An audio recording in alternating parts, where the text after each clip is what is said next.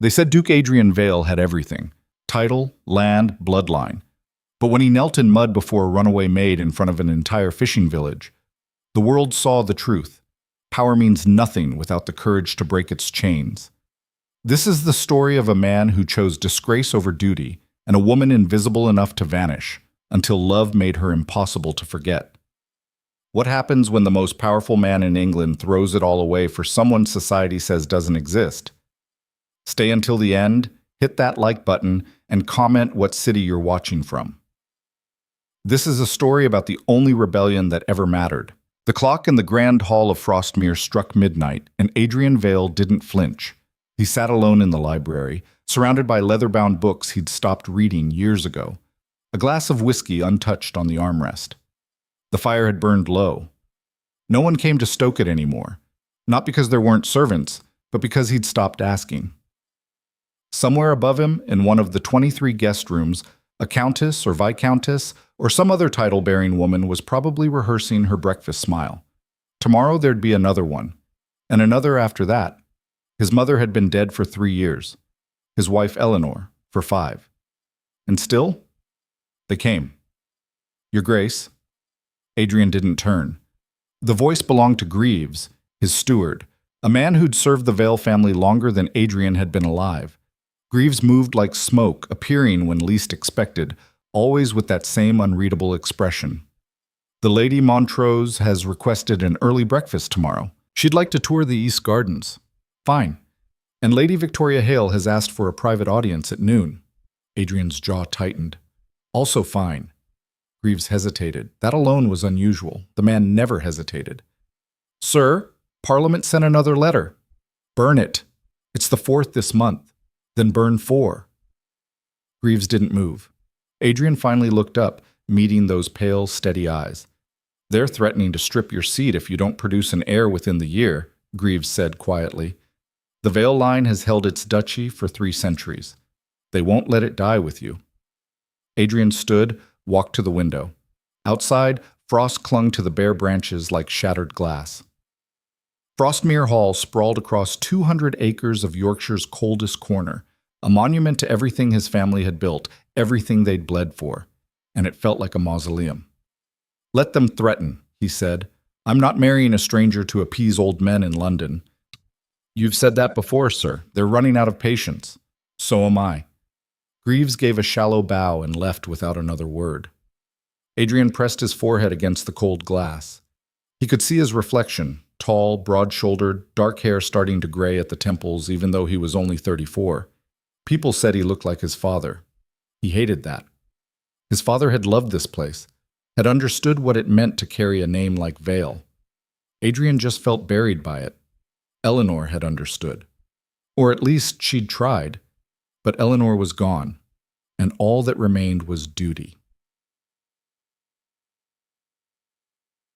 Downstairs in the servants' quarters, Clara Wynne sat on the edge of her narrow bed, a pencil moving across stolen paper. The sketch was taking shape. Adrian's profile, caught in a moment she'd seen 3 days ago when he stood alone in the portrait gallery. He'd been staring at his wife's painting, and his face had done something she'd never seen on a nobleman before. It had cracked. Just for a second. Just enough. She shouldn't be drawing this. Shouldn't be drawing him at all.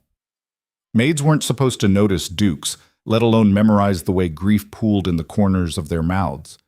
But Clara had always noticed things she wasn't supposed to. A knock rattled her door. She shoved the sketch under her pillow and stood. Clara? It was Bess, one of the kitchen girls. Mrs. Halloway wants everyone in the hall, now! Clara smoothed her apron and followed Bess down the narrow corridor. The servants' wing was cramped and cold, a maze of low ceilings and uneven floors that existed in a completely different world from the gilded rooms above. 23 staff lived here, chambermaids, footmen, cooks, stable hands, all invisible to the people they served. Mrs. Halloway stood at the center of the hall, arms crossed, her face carved from disappointment. Listen carefully, she said, her voice cutting through the murmurs. We have 12 titled guests arriving over the next fortnight.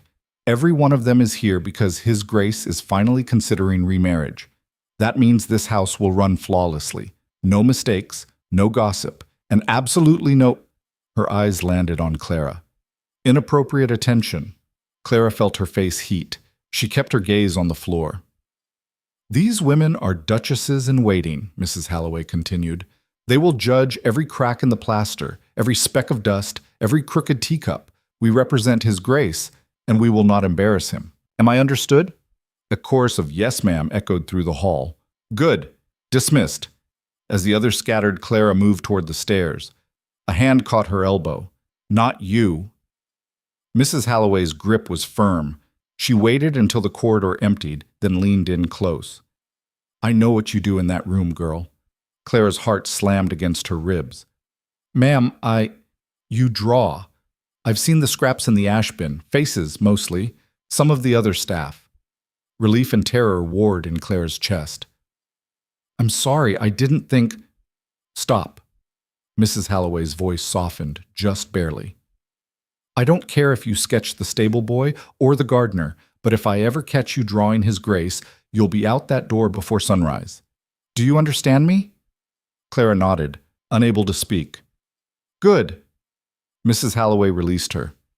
You're a smart girl, Clara, too smart for your own good sometimes. Don't waste it on fantasies. She walked away, leaving Clara alone in the dim corridor. Clara touched the spot where the housekeeper's hand had been. Her pulse still raced. She thought of the sketch under her pillow. Adrian's face, half shadow, half light. She should burn it. She knew that. But she wouldn't. The first guest arrived at dawn. Lady Victoria Hale stepped out of a black carriage with the precision of a chess piece moving into position. She was beautiful in the way sharp things are beautiful, all angles and calculation, with blonde hair pinned so tightly it looked painful. Clara watched from the second-floor window as Greaves greeted her. Victoria's smile was perfect, too perfect. It never reached her eyes. That one's trouble, Bess whispered beside her. Clara glanced over. You know her? Not personally, but my cousin worked at her estate in Sussex. Said Lady Victoria goes through staff like they're disposable. Fired a girl for laughing too loud once. Lovely. Yeah, Bess squinted. She's beautiful, though. And rich. Probably exactly what His Grace needs. Clara said nothing.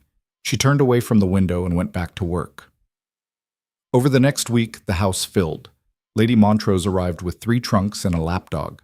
The Dowager Countess of Ashford came with her daughter, a pale girl who looked terrified of her own shadow. There was Lady Pembroke, twice widowed and sharp-tongued, and Miss Charlotte Everett, young and eager and tragically sincere.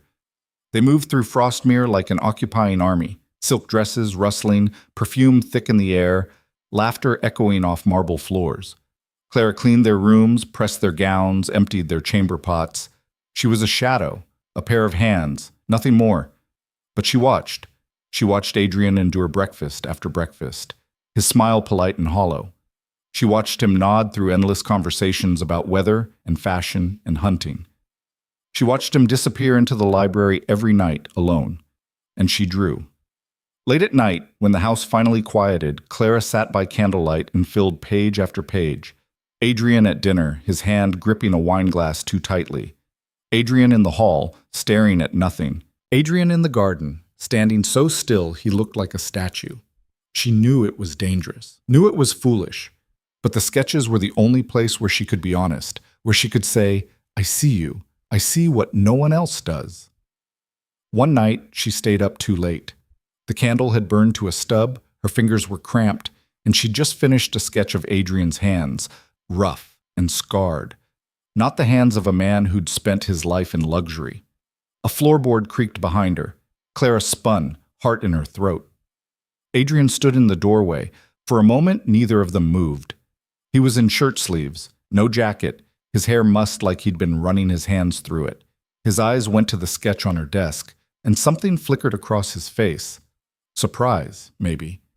Or recognition. Clara scrambled to cover the drawing, but it was too late.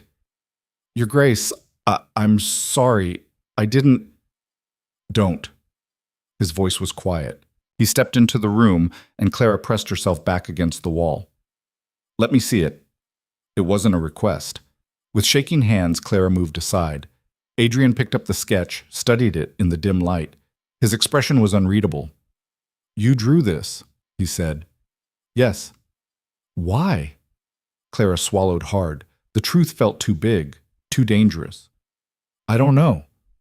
You're lying. I'm not supposed to be drawing you at all, she said, her voice barely above a whisper. Mrs. Halloway said. I don't care what Mrs. Halloway said. Adrian looked up, and for the first time Clara met his eyes fully. They were dark, storm gray, and exhausted. Why did you draw this? Because you're drowning and no one sees it. Because you smile at those women and it's the loneliest thing I've ever seen. Because I'm invisible and you're trapped, and somehow that makes us the same. Because you looked sad, Clara said finally.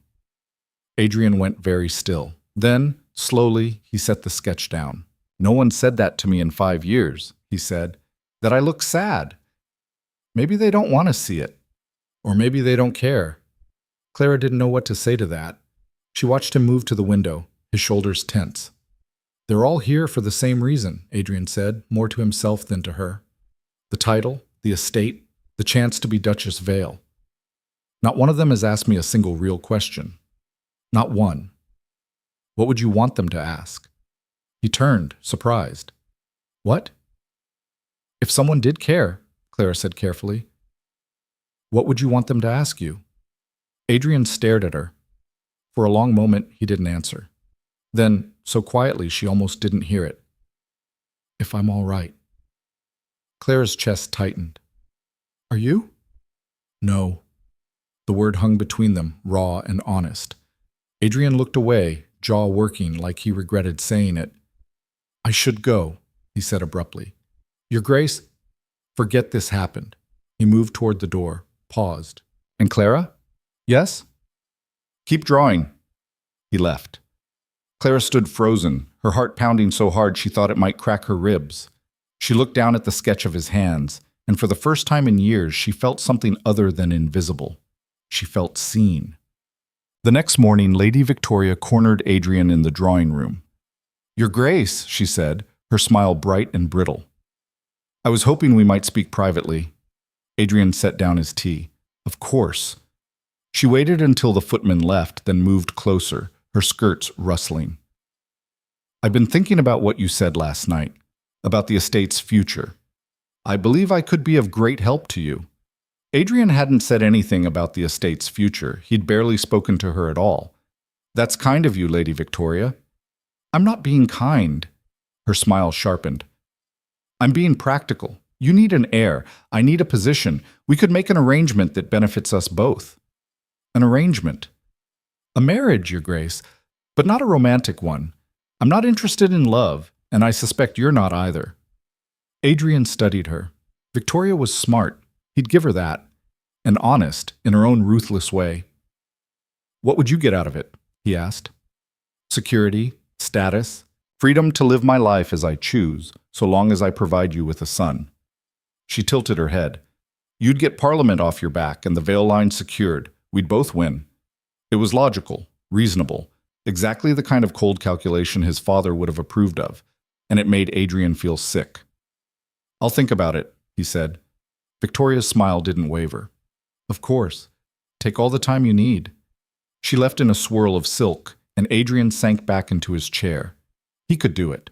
Marry her, produce an heir, live separate lives. It was what half the nobility did anyway. But when he closed his eyes, all he saw was Clara's sketch.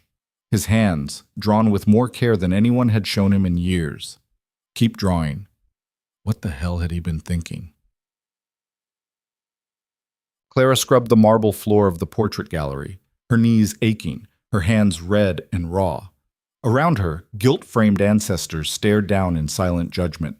The Vales had ruled this corner of England for 300 years, soldiers, statesmen, lords who'd shaped history, and here she was, on her hands and knees, wiping away their dust.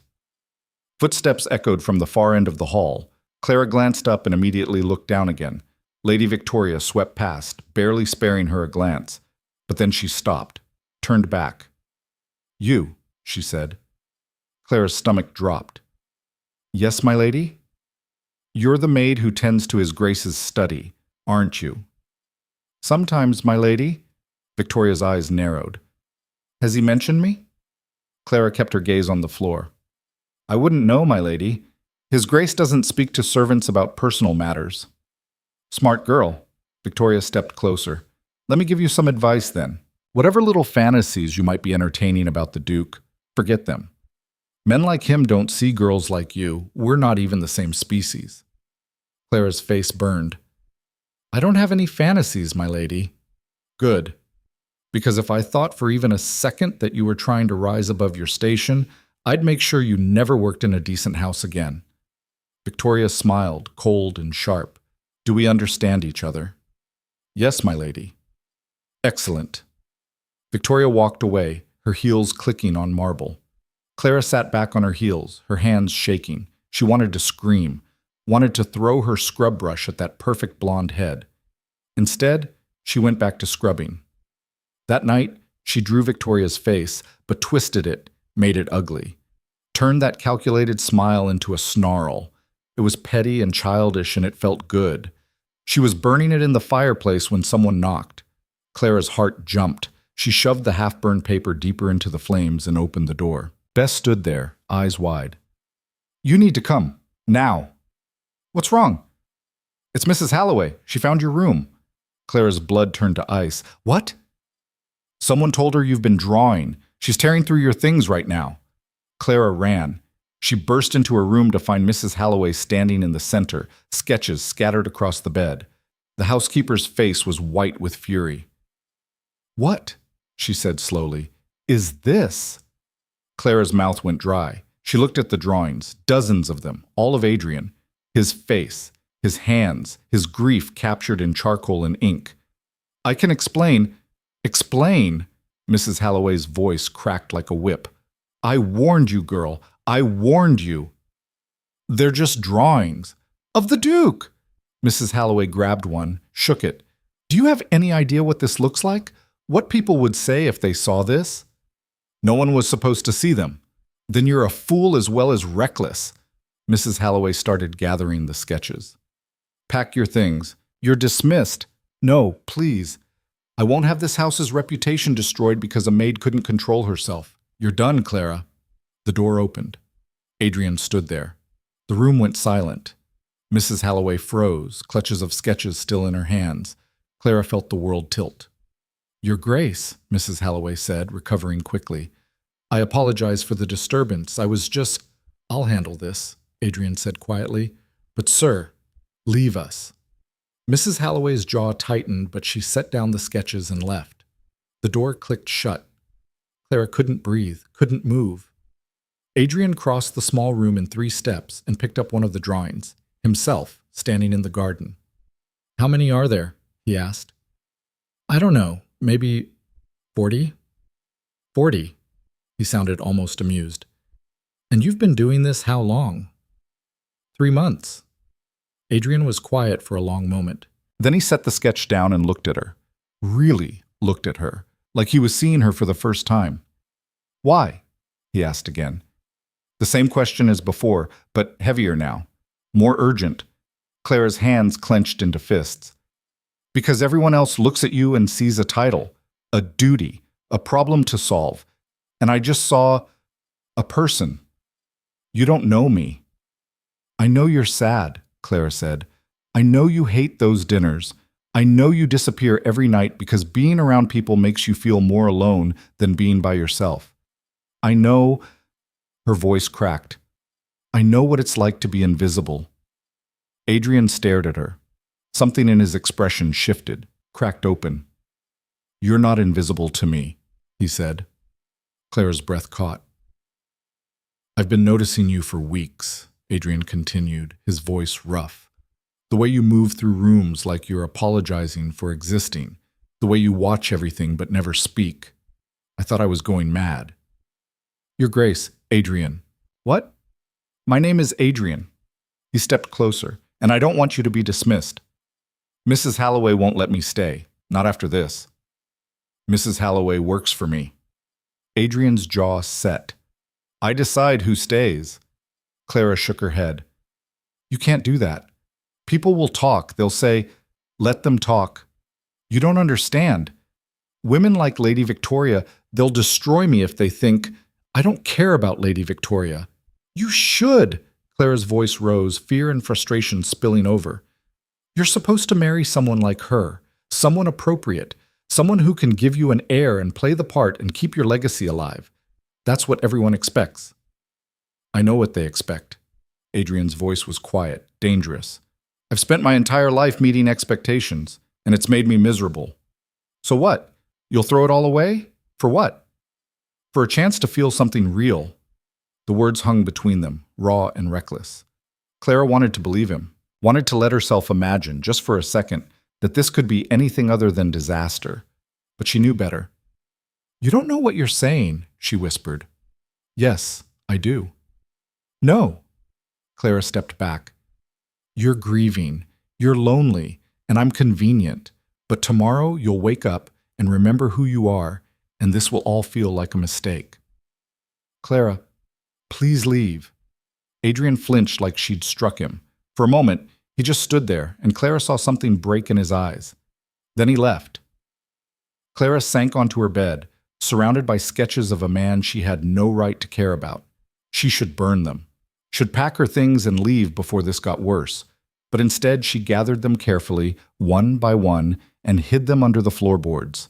Because even if it was foolish, even if it was doomed, she wasn't ready to let go. Not yet. The next morning, Clara woke to find her door locked from the outside. She tried the handle 3 times, panic rising in her throat, before she heard Mrs. Halloway's voice through the wood. You'll stay in there until His Grace makes a final decision about your employment. Consider yourself confined. Clara pressed her forehead against the door.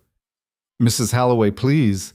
I've sent word to His Grace. Until then, you don't leave that room. Footsteps retreated down the hall. Clara sank to the floor, her mind racing. Confined. Like a criminal. Like someone who'd committed an actual crime instead of just drawing pictures. She looked at the floorboards where she'd hidden the sketches. Still there, still secret, but for how long? Hours crawled by. No one came. No food, no water, no word. Through the thin walls, she could hear the house waking up, footsteps above, voices in the distant clang of breakfast being prepared. Life continuing as if she didn't exist. Which, she supposed, she didn't. Not really. Not to them. It was past noon when the lock finally clicked. The door swung open and Greaves stood there, his expression unreadable as always. Come with me, he said. Where? His Grace wants to see you. Clara's stomach twisted. She followed Greaves through the servants' corridors, up the back stairs, into the parts of the house where maids weren't supposed to go unless they were cleaning. The carpet was thick here, the walls covered in silk. Everything smelled like money and old wood. Greaves stopped outside the study. Knocked once. Enter, came Adrian's voice. The door opened. Clara stepped inside and Greaves closed it behind her with a soft click. Adrian stood by the window, hands clasped behind his back. He didn't turn around. Sit, he said. Clara didn't move. Your Grace, I'd rather stand. It wasn't a suggestion. She sat. Adrian finally turned. He looked exhausted, shadows under his eyes, jaw tight, still wearing yesterday's shirt, like he hadn't slept at all. Mrs. Halloway wants you gone, he said bluntly. She thinks you're a threat to the household's reputation, that your attachment to me is inappropriate and dangerous. Clara's hands clenched in her lap. I never asked for any of this. I know. I just drew some pictures, that's all. Pictures that made me feel seen for the first time in 5 years. Adrian crossed the room, sat on the edge of his desk, close enough that Clara could see the frayed edge of his cuff, the way his hands gripped the wood like he needed something to hold on to. So here's what's going to happen. You're staying. Clara's breath caught. What? I'm reassigning you. You'll work in the library from now on, cataloging, organizing, keeping the space clean. It's isolated enough that the other staff won't bother you, and you'll report directly to Greaves instead of Mrs. Halloway. Your Grace, Adrian. This is a mistake, Clara said, her voice shaking. People will notice. They'll talk. Let them. You keep saying that like it doesn't matter. Clara stood abruptly, anger overriding fear. But it does matter, to me. I'm the one who'll pay the price when they decide I'm a threat, when Lady Victoria or one of the others decides to make an example of me. Adrian stood too, and suddenly they were too close, the space between them charged and dangerous. Then I'll protect you, he said. You can't. Watch me. Clara stared at him, this man who had everything and understood nothing. You think your title makes you invincible, but it doesn't, not against people like them. They'll tear me apart and you'll be powerless to stop it. Then what do you want me to do? Adrian's voice rose, frustration bleeding through. Fire you? Send you away? Pretend I don't care? Yes, I can't. The words hung between them, raw and reckless. Clara felt something crack open in her chest. Why? She whispered. Adrian's jaw worked. He looked away, then back, and his eyes were full of something that terrified her. Because you're the only real thing in this godforsaken house, he said quietly. Because when you look at me, I don't feel like a title or a problem to solve. I feel like a person. And I can't give that up. Not yet. Clara couldn't breathe, couldn't think. She knew this was dangerous, knew it was wrong, but standing here with him felt like the first honest moment of her entire life. This won't end well, she said. Probably not. I could lose everything. So could I. Clara closed her eyes, took a breath, made a choice that would change everything.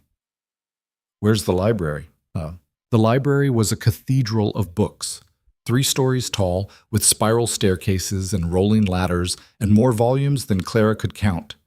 Sunlight streamed through tall windows, turning dust motes into gold. It was the most beautiful room she'd ever seen. It was also a trap. Greaves delivered her there the next morning with a stack of catalogs and a warning, keep your head down, do the work, don't give anyone a reason to look twice. Clara nodded. She understood what he wasn't saying. You're being watched. The first week passed quietly. Clara organized books, dusted shelves, learned the system Adrian's grandfather had created decades ago. She worked alone, ate alone, slept in a new room on the 3rd floor, smaller than her old one, but private. Isolated. She saw Adrian twice.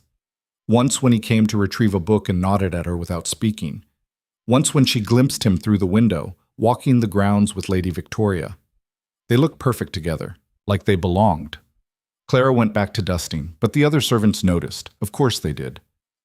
Heard you got promoted, Bess said one night when Clara slipped down to the kitchens for dinner. The other maids stared, forks paused mid-air. Reassigned, Clara corrected. Not promoted. To the private library, where His Grace spends most of his time. A girl named Mary smirked. Must be nice. Clara kept her voice level. It's just cataloging, nothing exciting. Right, because Dukes always personally reassign maids who are nothing exciting. The table erupted in whispers. Clara felt heat crawl up her neck. Leave her alone, Bess said, but even she looked uncertain. Clara finished her meal in silence and left. Behind her, the whispers grew louder. The guests noticed too. Lady Victoria started appearing in the library. Not often, just enough to make a point. She'd browse the shelves, ask Clara to fetch books from high places, watch with cold eyes as Clara climbed the ladder. Careful, Victoria said once, her voice honeyed poison. It's a long way down. Clara said nothing, just retrieved the book and handed it over. You know, Victoria continued, I've been thinking about what you said, about not having fantasies. My lady? I think you were lying. Victoria tilted her head, studying Clara like an insect. I think you look at His Grace and imagine yourself in silk instead of cotton, in the drawing room instead of the servants' quarters. Am I wrong? Clara's hands tightened on the ladder. Yes. Then why did he move you here? You'd have to ask His Grace. Victoria's smile sharpened. Oh, I intend to. She left, and Clara's hands shook so badly she had to sit down. That night, Adrian came to the library after midnight. Clara was still there, reorganizing the history section by date instead of author. She heard his footsteps and turned, her heart jumping into her throat. You should be asleep, he said. So should you. Adrian moved through the shadows like he belonged to them. He looked wrecked, hair disheveled, shirt half unbuttoned, eyes red-rimmed. How's the work? he asked. Fine. Greaves said you've been here 14 hours a day. There's a lot to do. Clara. She set down the book she was holding. What do you want me to say? That I'm hiding? That I only feel safe when I'm working because then I have an excuse to be here and no one can accuse me of anything? Adrian flinched. It's that bad? Lady Victoria cornered me today, asked if I fantasize about you. What did you tell her? That I don't. Clara met his eyes. I lied. The air between them went electric. Adrian took a step closer and Clara's breath caught. This was a mistake, he said roughly. I thought I could. I don't know what I thought. That keeping you close would be enough. That I could protect you just by wanting to. You can't. I know. He dragged a hand through his hair. Victoria's been pressuring me to make a decision. Parliament sent another ultimatum. And the other guests are starting to whisper about the maid who spends all her time in the Duke's private library. Clara's chest tightened. So send me away. No. Adrian, I said no. His voice was harsh, almost angry. I don't care what they say. I don't care what Victoria thinks or what Parliament threatens. You stay. Why are you doing this? Because I'm selfish, Adrian said, and the honesty of it hit like a punch. Because when I'm around you, I remember what it feels like to be human, and I don't want to give that up, even though I know I should. Clara stood, moved closer. They were inches apart now, close enough that she could feel the heat coming off him, could see the pulse jumping in his throat. This will destroy us both, she whispered. I know. And you still won't let me go. No. Clara reached up, her hand trembling, and touched his face. Adrian went absolutely still, his eyes closing like the touch hurt. Then we're both fools, she said. His hand came up, covered hers. His skin was warm, rough with calluses she didn't expect. For a moment, they just stood there, breathing the same air, balanced on the edge of something neither of them could take back. Then Adrian stepped away. I should go, he said, his voice raw. Yes. But he didn't move, just looked at her like he was memorizing her face. Tomorrow, he said finally. There's a dinner. All the guests will be there. I have to attend. I know. Victoria's going to push for an announcement. She wants me to choose. Clara's stomach dropped. Will you? I don't know. Adrian's hands clenched into fists. I don't know what I'm doing anymore. He left before Clara could respond. She stood alone in the vast library, her hand still tingling where he'd touched it, and wondered how something that felt so right could be so catastrophically wrong. The next evening, Clara watched from the servants' corridor as the guests assembled for dinner. They glittered like jewels, silken diamonds, laughter like breaking glass. Lady Victoria wore emerald green, her hair perfect, her smile sharp. She took Adrian's arm as they entered the dining room, and Clara felt something twist in her chest. She shouldn't be watching, shouldn't care, but she couldn't look away. The dinner lasted 3 hours. Clara heard the murmur of voices, the clink of crystal, the occasional burst of laughter. She imagined Adrian at the head of the table, smiling that hollow smile, pretending to be present while his mind was somewhere else. Or maybe it wasn't. Maybe he was enjoying it. Maybe being around people who belonged in his world was easier than the mess of whatever this thing with Clara was. She went back to the library and tried to work, but the books blurred together, meaningless, and finally she gave up and just sat in the dark. That's where Bess found her. Clara. Bess's voice was urgent. You need to hear this. Hear what? The dinner. Something happened. Clara stood. What happened? Lady Victoria announced that His Grace proposed to her in front of everyone. The world tilted. Clara grabbed the desk to steady herself. What? She stood up during dessert and said the Duke had asked for her hand this morning, said she was honored to accept, that they'd marry within the month. Did he confirm it? Bess hesitated. He didn't deny it. Clara's legs gave out. She sank into the chair, her mind reeling. He'd promised. Last night, in this very room, he'd said he wouldn't let her go, and now... Clara. Bess knelt beside her. I'm sorry. I thought you should know before you heard it from someone else. Clara nodded, unable to speak. Bess squeezed her hand and left. Clara sat in the dark library, surrounded by books that had survived centuries, and felt something inside her break. She'd been a fool. A stupid, naive fool who'd let herself believe that wanting something badly enough could make it real. That a duke could actually care about a maid. That love could exist outside fairy tales. She stood on shaking legs, went to her room, pulled out the sketches from under the floorboards, 40 drawings of a man she'd thought she understood. She should burn them, should erase every trace of this stupid, reckless mistake. But her hands wouldn't move. Instead, she packed them carefully into her satchel. Then she packed her few belongings, 2 dresses, a spare apron, the book of poetry she'd stolen from the library years ago. She was leaving, tonight, before she had to watch him marry Victoria. Before she became the pathetic maid who'd loved a man so far above her station, it was laughable. She'd made it to the servants' entrance when someone grabbed her arm. Clara spun, her heart hammering. Adrian stood there, still in his dinner clothes, his face pale and furious. "What are you doing?" he demanded. "Leaving." "Like hell you are." Clara yanked her arm free. "Congratulations on your engagement, Your Grace. Lady Victoria must be thrilled." Adrian's jaw tightened. "I didn't propose to her." "She said you did." "She lied." "Then why didn't you deny it?" "Because I was trying to figure out what the hell she was playing at." Adrian's voice rose. "She stood up in front of 20 people and announced a proposal that never happened. I couldn't call her a liar without causing a scene that would have destroyed both our reputations." Clara stared at him.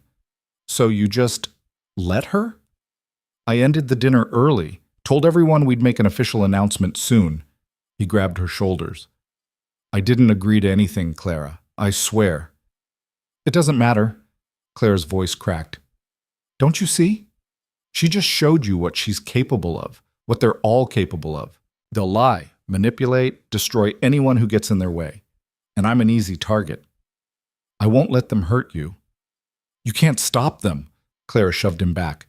"You're one man against an entire system designed to keep people like me in our place. You can't win, and I can't watch you try and fail." "So you're running." "I'm surviving." Adrian's hands dropped. He looked at her like she'd stabbed him. "I thought you were braver than this." The words hit like a slap. Clara's eyes burned. "Brave? You want me to be brave? I've been brave my entire life. Brave enough to keep smiling while people treat me like furniture. Brave enough to stay invisible so I don't get crushed by people like Lady Victoria. Brave enough to fall for someone I can never have, and stupid enough to think it might actually mean something." "It does mean something." "Not enough." Clara picked up her satchel. "Let me go, Adrian, please." "No. You don't have a choice."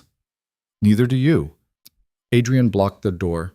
"Because if you walk out that door, Victoria wins. She's trying to isolate me, to make me so desperate and alone that I'll agree to anything, and you leaving plays right into her hands. This isn't about her." "Yes, it is." Adrian's composure finally cracked. "She saw us. In the library 2 nights ago. She was watching through the window when I touched your face, and now she knows. She knows you're important to me, and she's going to do everything in her power to destroy that." Clara's blood ran cold. "Then I really do need to leave. Stay. Fight." "I can't fight her. I'm a maid, Adrian. I have nothing. No money, no status, no power. She'll crush me and you won't be able to stop it." "Then let me try." Adrian's voice broke. "Please, just stay 1 more week. Let me figure this out." Clara looked at him, this powerful man begging her to trust him.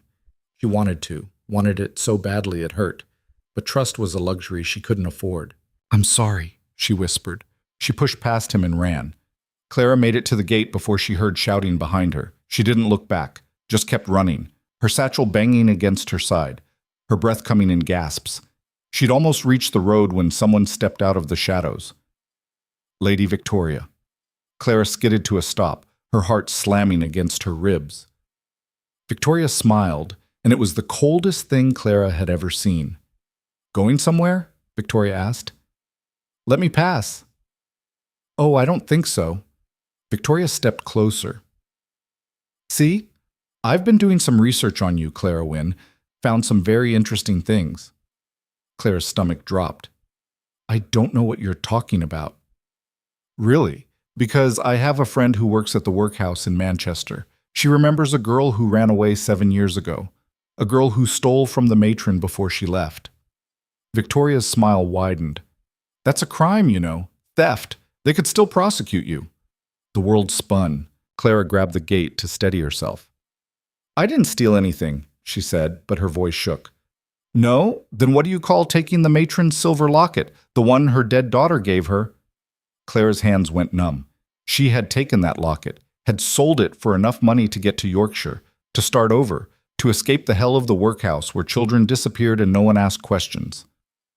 I needed to survive, Clara whispered, and now you need to disappear. Victoria's voice turned to steel. You have two choices, Clara. You can leave tonight, quietly, and never contact His Grace again. Or I can send word to Manchester tomorrow, and you can explain your theft to a magistrate. Your choice. Clara's mind raced. Magistrates didn't care about desperate girls, didn't care about starvation or abuse or impossible choices. They just saw crime. She'd hang for it, or spend years in prison. Why are you doing this? Clara asked. Because you're a threat. Victoria leaned in close. Adrian looks at you like you matter, like you're worth something, and I can't have that. I can't have him thinking he has choices, that he can defy expectations and still be happy. So you're going to leave, and he's going to realize that loving beneath his station only brings pain, and then he'll marry me. Everyone wins. Except me. You're a maid, Victoria said simply. You were never going to win. Clara's vision blurred. She thought of Adrian in the library, his hand covering hers, thought of his voice saying, stay, fight. But some fights were rigged from the start. I'll go, Clara said quietly, but only if you promise to leave Adrian alone. No more lies, no more manipulation. Victoria considered. Fine. Once you're gone, I have no reason to. It was probably a lie, but Clara was out of options. She turned and walked into the night, leaving Frostmere Hall and everything she'd stupidly let herself want behind her. Behind her, she heard Victoria's satisfied laugh, sharp and victorious in the dark. Clara walked until her feet bled. She didn't know where she was going, just away, anywhere but Frostmere. The night was cold enough to burn her lungs, and the road stretched endless under a moonless sky. Her satchel grew heavier with each step, but she didn't stop. Couldn't stop. Because stopping meant thinking, and thinking meant remembering Adrian's face when she'd walked away. By dawn, she'd made it to a coaching inn 5 miles south. Her shoes were ruined, her dress mud-splattered, and she had exactly 3 pounds to her name, the money she'd saved over 2 years of service. It wouldn't last long. The innkeeper took one look at her and said, Rough night? Clara managed a nod. I need a room, just for tonight. 2 shillings. She paid, climbed the narrow stairs to a room barely bigger than a closet, and collapsed on the bed without bothering to undress. Sleep hit like a hammer. She woke to shouting. Clara bolted upright, heart racing. Below, in the common room, men's voices rose in argument. She crept to the window and looked down at the courtyard.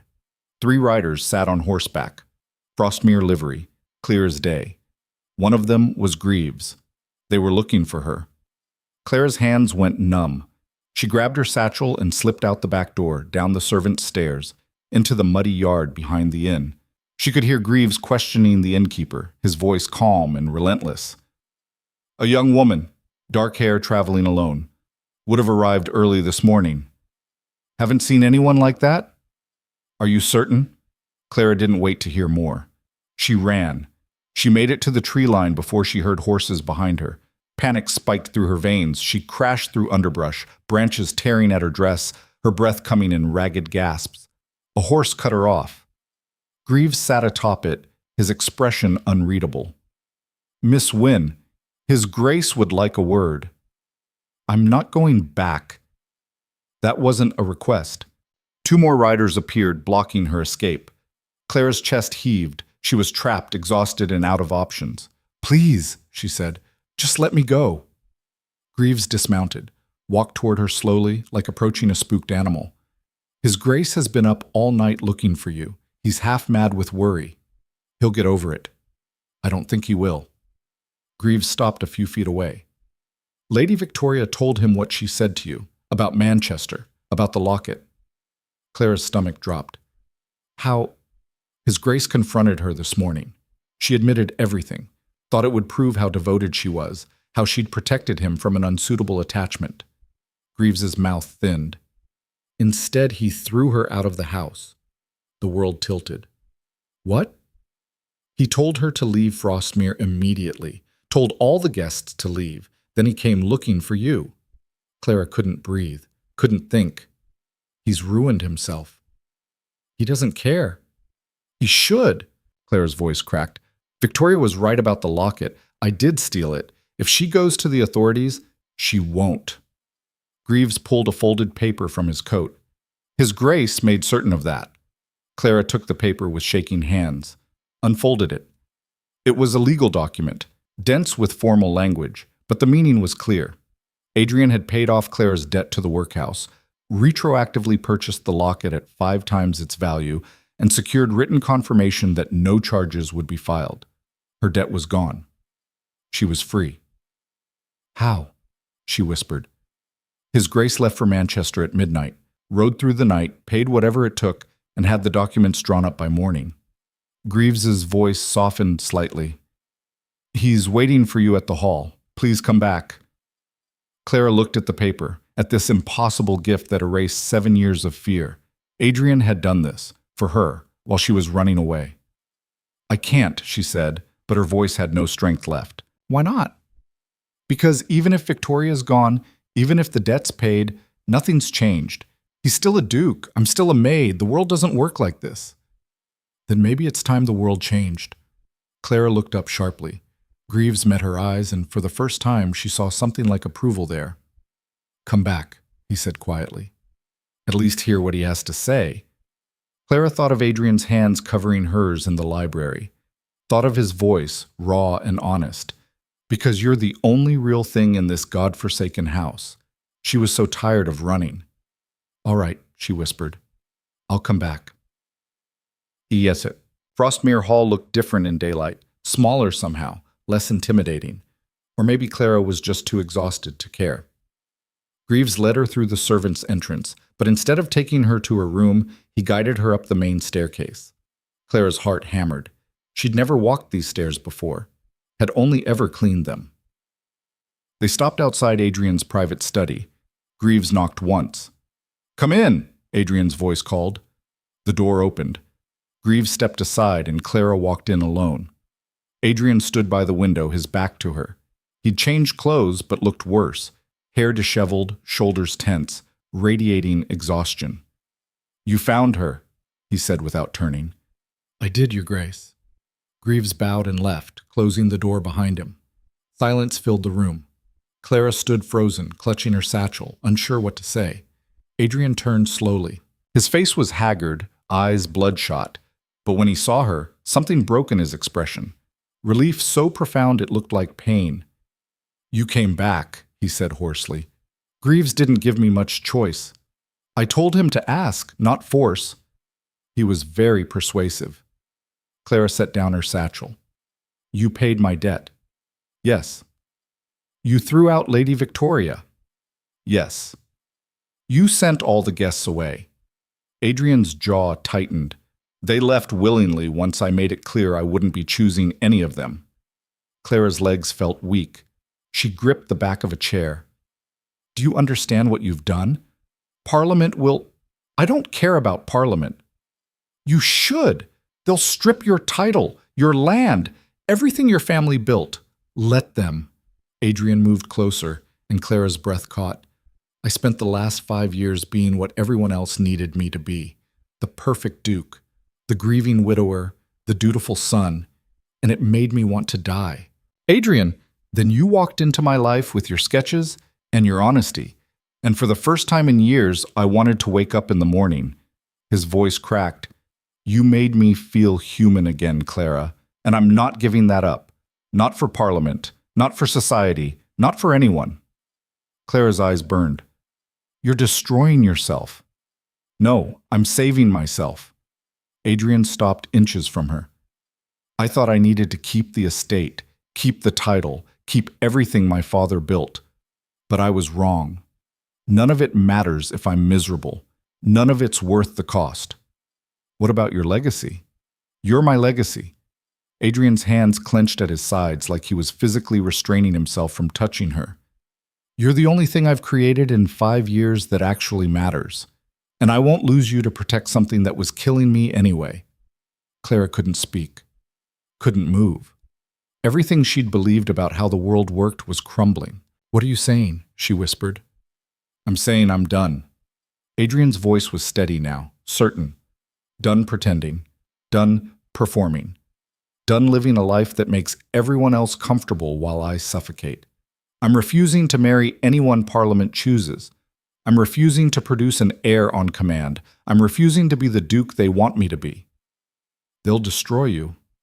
Probably. Adrian finally reached out, his hand cupping her face with devastating gentleness. But at least I'll be free. Clara leaned into his touch, her eyes closing. What happens now? I don't know. His thumb brushed her cheekbone. But I'd like to find out. With you. Clara opened her eyes, looked at this man who'd given up everything, title, status, legacy, just to stop pretending, who'd chosen truth over duty, humanity over power, who'd chosen her. Yes, she said simply. Adrian's breath hitched, then he kissed her. It wasn't gentle or practiced or anything like the kisses in books. It was desperate and messy and real, his hands in her hair, her fingers gripping his shirt, both of them holding on like they were drowning. Clara had never been kissed before, had never let herself want it, but now she couldn't imagine anything else mattering. When they finally broke apart, both breathing hard, Adrian pressed his forehead to hers. Stay, he said. Please. Not as a maid. Just stay. Clara nodded, unable to form words. They stood there, foreheads touching, and for a moment the world outside didn't exist. There was no parliament, no society, no rules about who could love whom, just two people who'd found each other in the wreckage of expectation. The moment shattered when someone pounded on the door. They sprang apart. Adrian crossed to the door and yanked it open. Greaves stood there, his face gray. Your Grace, Lord Pemberton is here, with representatives from Parliament. Adrian's jaw set. Tell them I'm not available. They're not asking, sir. They're demanding an audience. Now. Greaves lowered his voice. They know you dismissed the guests. They know you're refusing to marry, and they're not happy. Clara's stomach dropped. Adrian's hands clenched into fists. Fine, he said coldly. Show them to the drawing room. Your Grace, I said show them. Greaves bowed and left. Adrian turned back to Clara, and his expression was terrible. This is it, he said quietly. They're here to force my hand, to threaten me into compliance. What will you tell them? The truth. Adrian straightened his shoulders, and Clara saw the Duke slide into place, the mask he wore for people who wanted something from him. That I'm done being their puppet. Let me come with you. No, this could get ugly.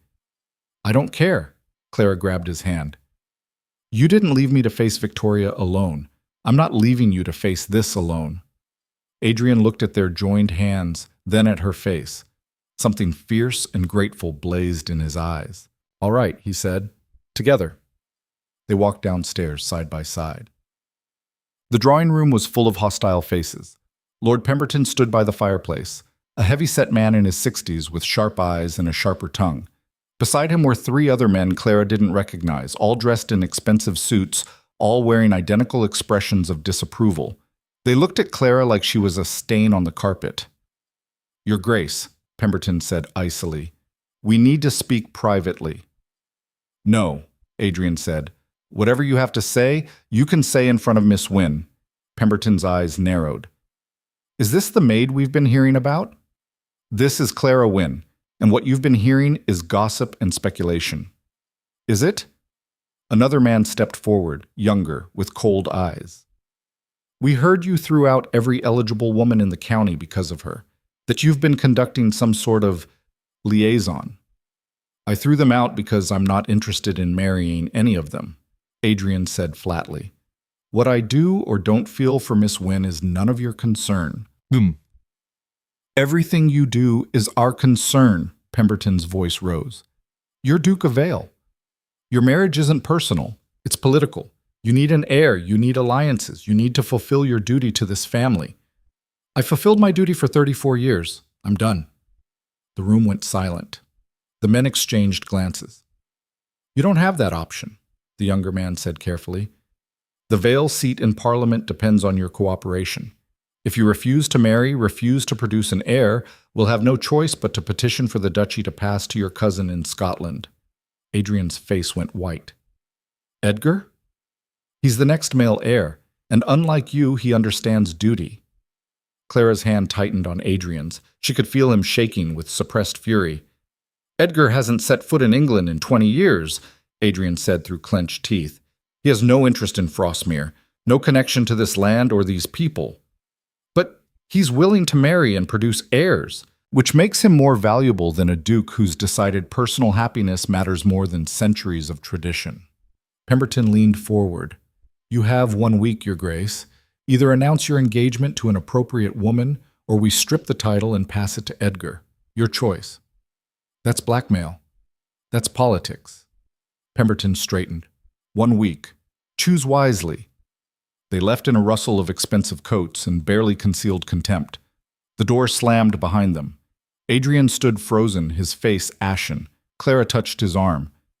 Adrian, he pulled away, crossed to the window, pressed his palms against the glass like he could push through it and escape. They mean it, he said hoarsely. Edgar would love to take Frostmere. He's always resented that my father chose me over him. Then marry someone. Anyone. Keep the estate. No. Adrian's voice was flat. I won't. But I told you, Clara, I'm done.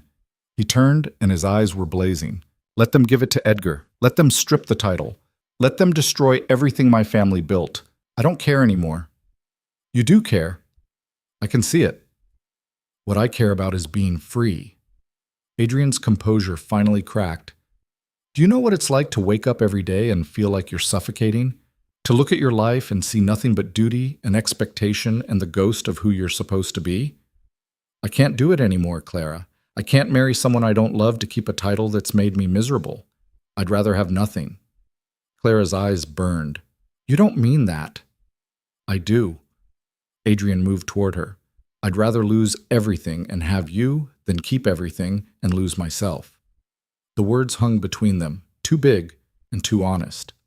Clara felt like she was standing on the edge of a cliff. What if I'm not worth it? She whispered. You are. You don't know that. You barely know me. I know you see me. Adrian's hands framed her face. I know you're brave enough to run when you think you're protecting someone. I know you draw pictures of broken men and somehow make them look human. I know, his voice cracked. I know I'd rather spend 1 honest day with you than 50 years pretending with someone else. Clara kissed him, hard and desperate and terrified. When they broke apart, her cheeks were wet. I can't let you do this, she said. It's not your choice. Then I'm leaving. Clara stepped back. Right now, before you make a decision you'll regret. Clara, if I'm not here, you can marry someone appropriate. You can keep Frostmere. You can... I'll follow you. The certainty in his voice stopped her cold. Adrian moved closer, and his eyes were fierce. Wherever you go, I'll follow, he said quietly. To the edge of the world if I have to. You think leaving will solve this? It won't. Because the problem isn't you, Clara. It's them. It's a system that says love doesn't matter, that duty trumps happiness, that people like us aren't allowed to choose. And I'm done being part of it. You're insane. Probably. Adrian smiled, broken and beautiful. But at least I'm finally awake. Clara stared at him. This man who'd had everything and was willing to throw it away. This man who'd looked at her, a nobody, a maid, a thief, and decided she was worth more than 3 centuries of legacy. She'd never been worth anything to anyone before. 1 week, she said finally. You have 1 week to think about this. Really think. And if you still want to refuse them, if you're still sure, I'm sure now. Then prove it. Clara lifted her chin. Spend this week living like you're already stripped of the title. See what it feels like. See if you can actually survive it. And if you still want me at the end," her voice wavered, "then I'll stay." Adrian studied her face. "You think I'll change my mind?" "I think you've been a duke your entire life. I think you don't know who you are without it. Then help me find out." Clara's heart clenched. She wanted to say yes, wanted to believe this could work, but she'd learned a long time ago that wanting something didn't make it real. "1 week," she repeated. "That's all I'm asking." Adrian nodded slowly. 1 week. "But Clara." "Yes?" "I already know how this ends. I choose you, every time, no matter what." Clara didn't trust herself to speak. She just turned and walked out before she could do something stupid, like believe him. The week that followed was the strangest of Clara's life. Adrian kept his word. He stopped acting like a duke, stopped attending to estate business, stopped meeting with tenants or reviewing accounts or doing any of the 1,000 tasks that running Frostmere required. Instead, he spent his time in the library with Clara, or walking the grounds, or sitting in the kitchen talking to the staff like they were actual people instead of furniture. Mrs. Halloway nearly fainted the first time he asked her opinion on the menu. "Your Grace," she stammered. That's not appropriate." "Why not?" "Because you're the Duke, and I'm just the housekeeper." "You run this house better than I ever could," Adrian said simply. "Your opinion matters. So, fish or lamb for Sunday dinner?" Mrs. Halloway stared at him like he'd grown a second head. Then slowly she said, "Lamb. The fishmonger's been inconsistent lately." Adrian smiled. "Lamb it is. Thank you." He walked away, leaving Mrs. Halloway standing in the kitchen with tears in her eyes. The staff noticed. Of course they noticed. Adrian started eating meals in the servants' hall instead of alone in the dining room. Started asking about their families, their lives, their problems. Started treating them like humans instead of invisible hands. And slowly, reluctantly, they started to soften. "He's different," Bess said one night, watching Adrian laugh at something the stable boy had said. "I've never seen him like this." "It won't last," Mary muttered. "Once those Parliament men come back, he'll remember who he is." They always do. But Clara saw something Mary didn't. She saw the way Adrian's shoulders relaxed when he wasn't performing, the way his smile reached his eyes, the way he moved through the world like a weight had been lifted. He was happier stripped of his title than he'd ever been wearing it. On the 5th day, Clara found him in the stables, helping the groom muck out stalls. "You're going to ruin your clothes," she said. Adrian looked down at his mud-splattered shirt and laughed. "Too late." Clara leaned against the stall door, watching him work. His hair was disheveled, his hands dirty, and he looked more alive than she'd ever seen him. "You're enjoying this," she said. "I am." Adrian set down the pitchfork. "Is that strange?" "A duke enjoying manual labor, yes, very strange." "Maybe I was never meant to be a duke." Adrian wiped his hands on his trousers, walked over to her. "Maybe I was just pretending all along." "Or maybe you're both," Clara said quietly.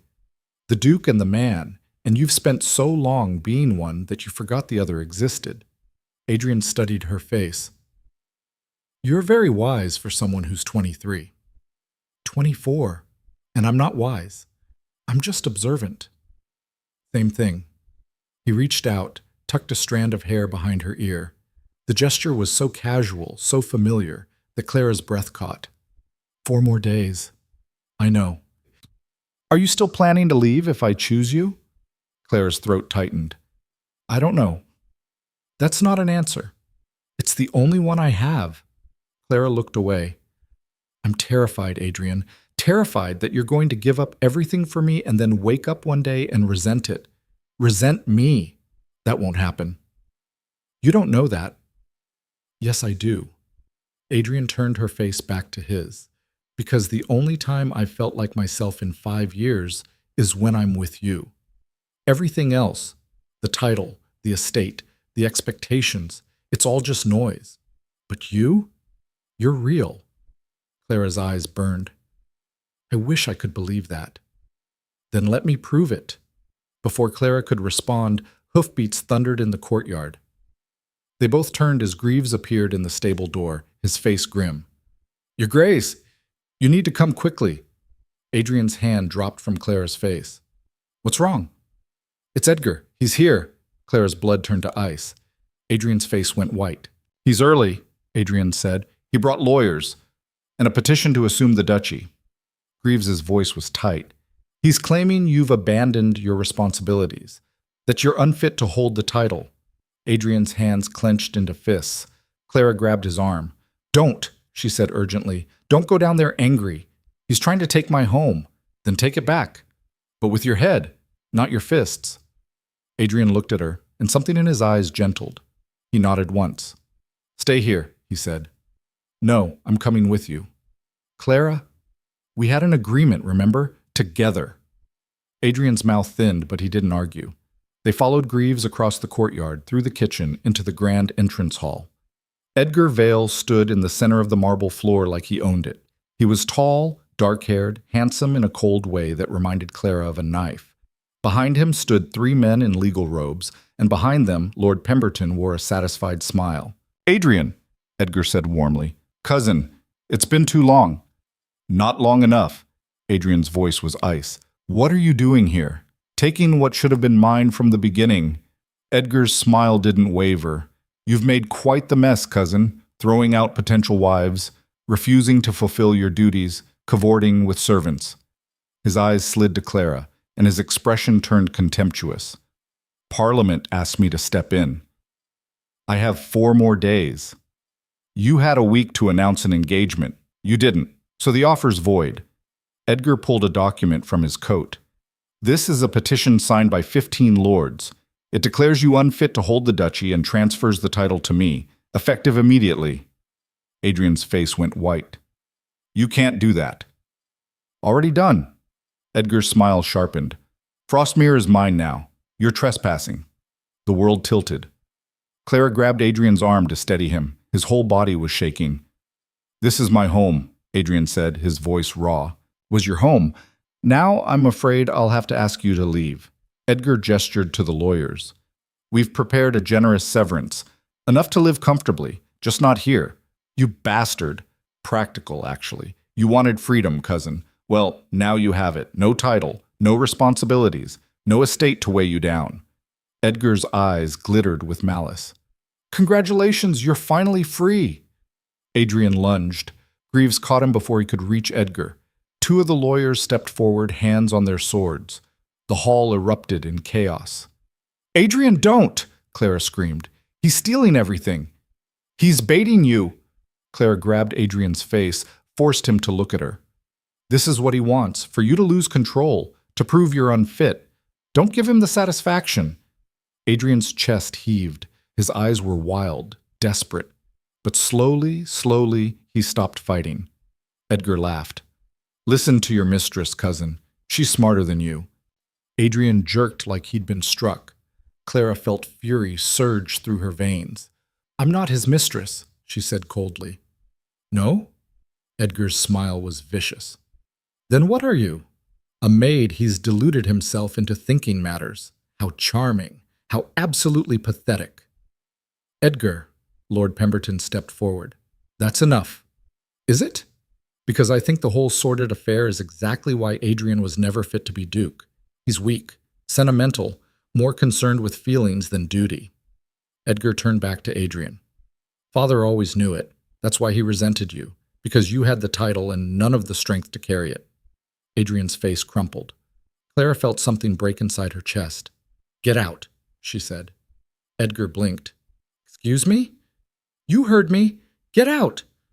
Stepped forward, and her voice was shaking with rage. You've won. You've got the title, the estate, everything. So take your victory and leave. I don't take orders from servants. Then take one from a human being who's worth 10 of you. Clara lifted her chin. You think you've won because you stole a title?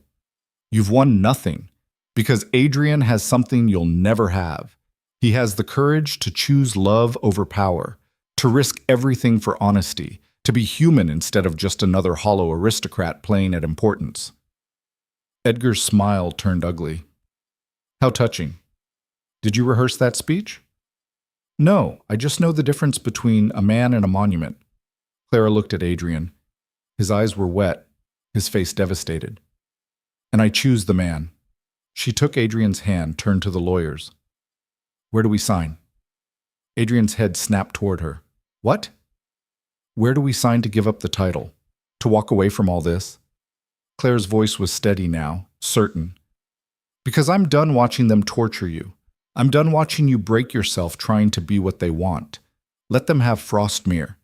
Let Edgar destroy it with his greed and his cruelty. We'll build something better. Clara, you don't understand what you're saying. I understand perfectly. Clara squeezed his hand. You told me you'd choose me every time. Well, I'm choosing you right now. No title, no estate, just us. Adrian stared at her like she was speaking a foreign language. Then something shifted in his face. Wonder and grief and hope all tangled together. You're sure, he whispered. I've never been more sure of anything. For a moment no one moved. The entire hall held its breath. Then Adrian turned to the lawyers. Give me the papers. Edgar's smile faltered. You're actually going to sign? Yes. Adrian's voice was steady for the first time in days. Because she's right. You've won the title, but you'll never have what I have, and you'll spend the rest of your life knowing it. He signed. His hand shook, but the signature was clear. Adrian Vale, Duke of Vale, signing away 3 centuries of legacy. When he was done, he set down the pen and turned to Clara. Now what? He asked. Clara had no idea, but she took his hand and said, Now we walk out that door and never look back. And they did. Behind them, Edgar's victory turned hollow and cold. Ahead, the world waited, vast and terrifying and free. They walked out of Frostmere Hall with nothing but the clothes on their backs and 3 pounds between them. Clara had grabbed her satchel on the way out, the one with her sketches and her spare dress, and Adrian had taken nothing.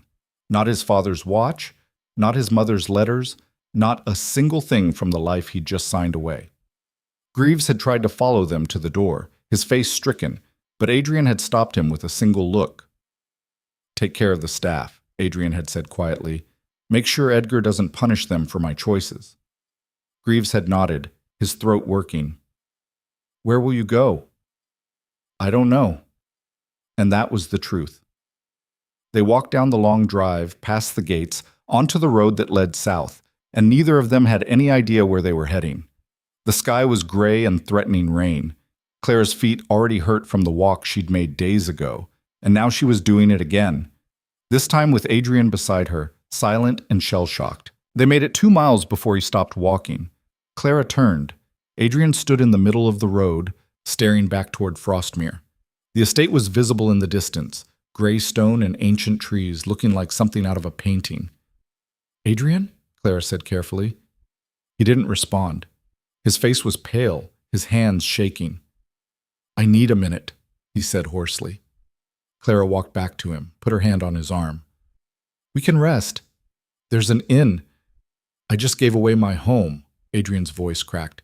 300 years of history, my father's legacy, everything I was supposed to protect, and I signed it away in 5 minutes. You didn't have a choice. I did.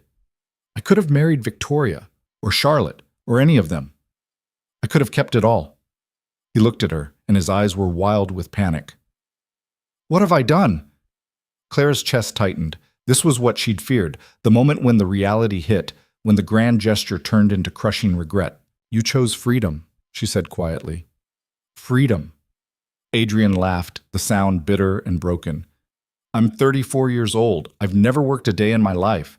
I don't know how to do anything useful. I can't farm or build or trade. All I know is how to be a duke, and I just gave that away for... He stopped himself, but the damage was done. For me. That's what he'd almost said. Clara stepped back, her hand dropping from his arm. Say it. Clara, say what you were about to say. That you gave it all up for me, and now you're realizing it was a mistake.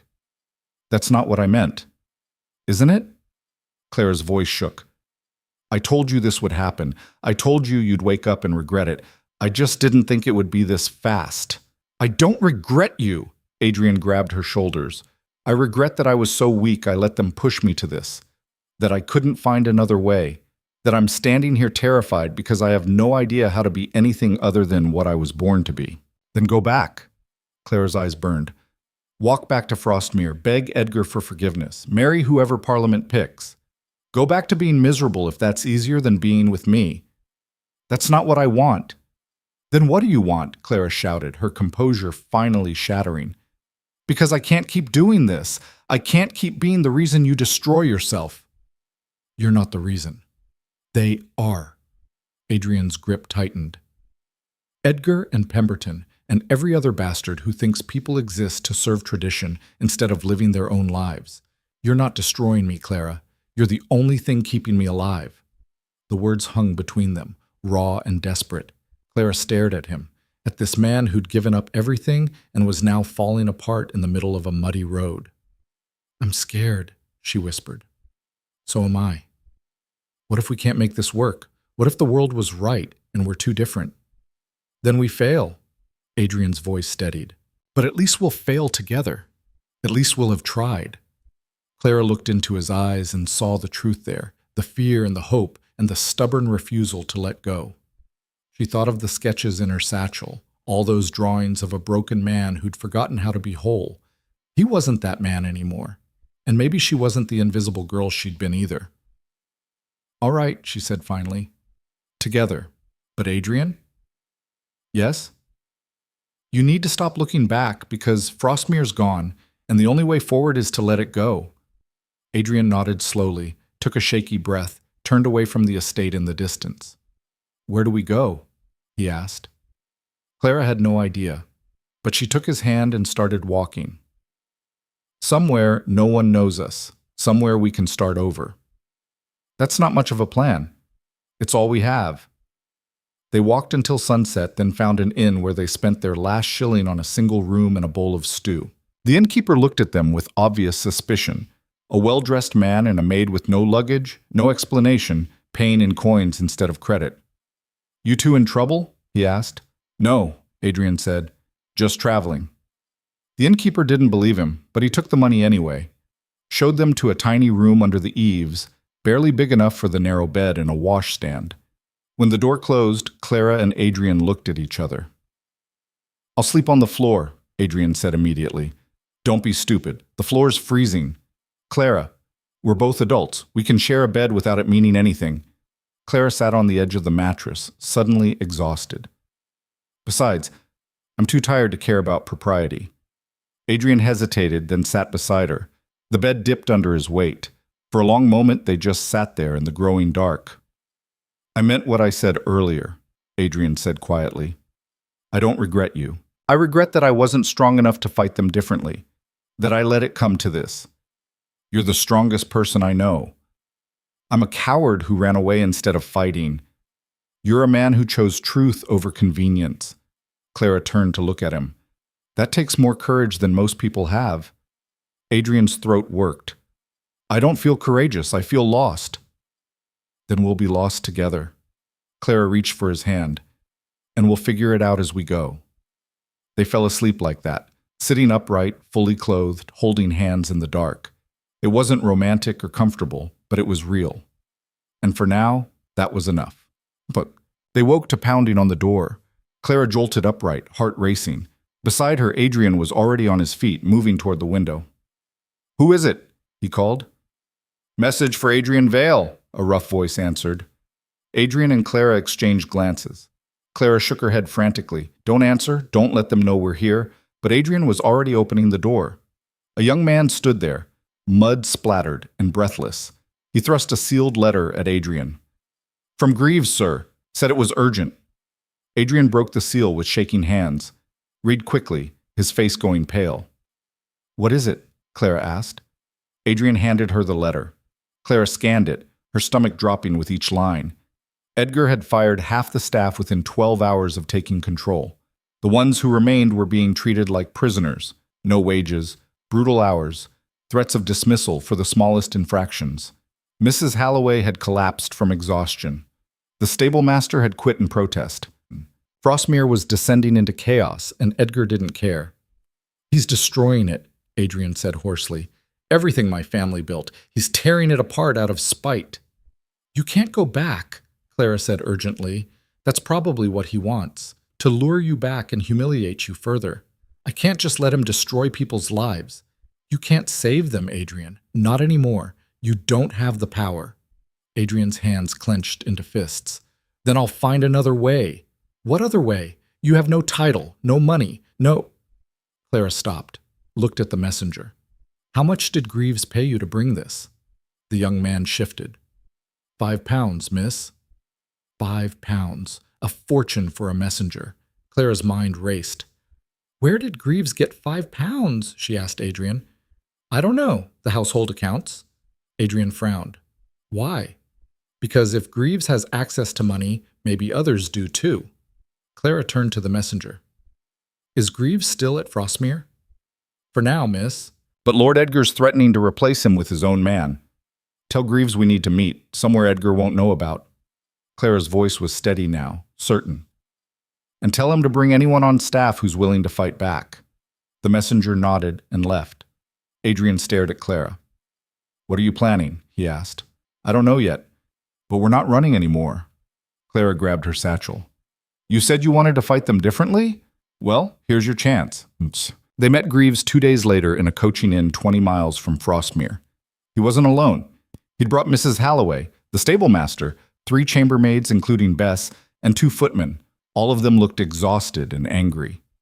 Your Grace, Greaves said when he saw Adrian. I'm not a Grace anymore, Adrian said quietly. Just Adrian. Sir then. Greaves's mouth thinned. I'm glad you came. They gathered around a large table in the inn's private room. Adrian looked at the faces staring back at him, people who'd served his family for years, who'd been loyal and invisible and were now paying the price for his choices. I'm sorry, he said. This is my fault. I should never have signed away the estate without making sure you were protected. You were backed into a corner, Mrs. Halloway said. Her voice was hoarse, her hands wrapped in bandages. We all saw what they did to you. That doesn't excuse it. Adrian looked around the table. I don't have money. I don't have influence. I don't even have a plan. But if you're willing to help me, I'll do whatever it takes to make this right. How? The stable master asked bluntly. Edgar owns Frostmere now. Legally, there's nothing you can do. Maybe legally, Clara said, but there are other ways to fight. Everyone turned to look at her.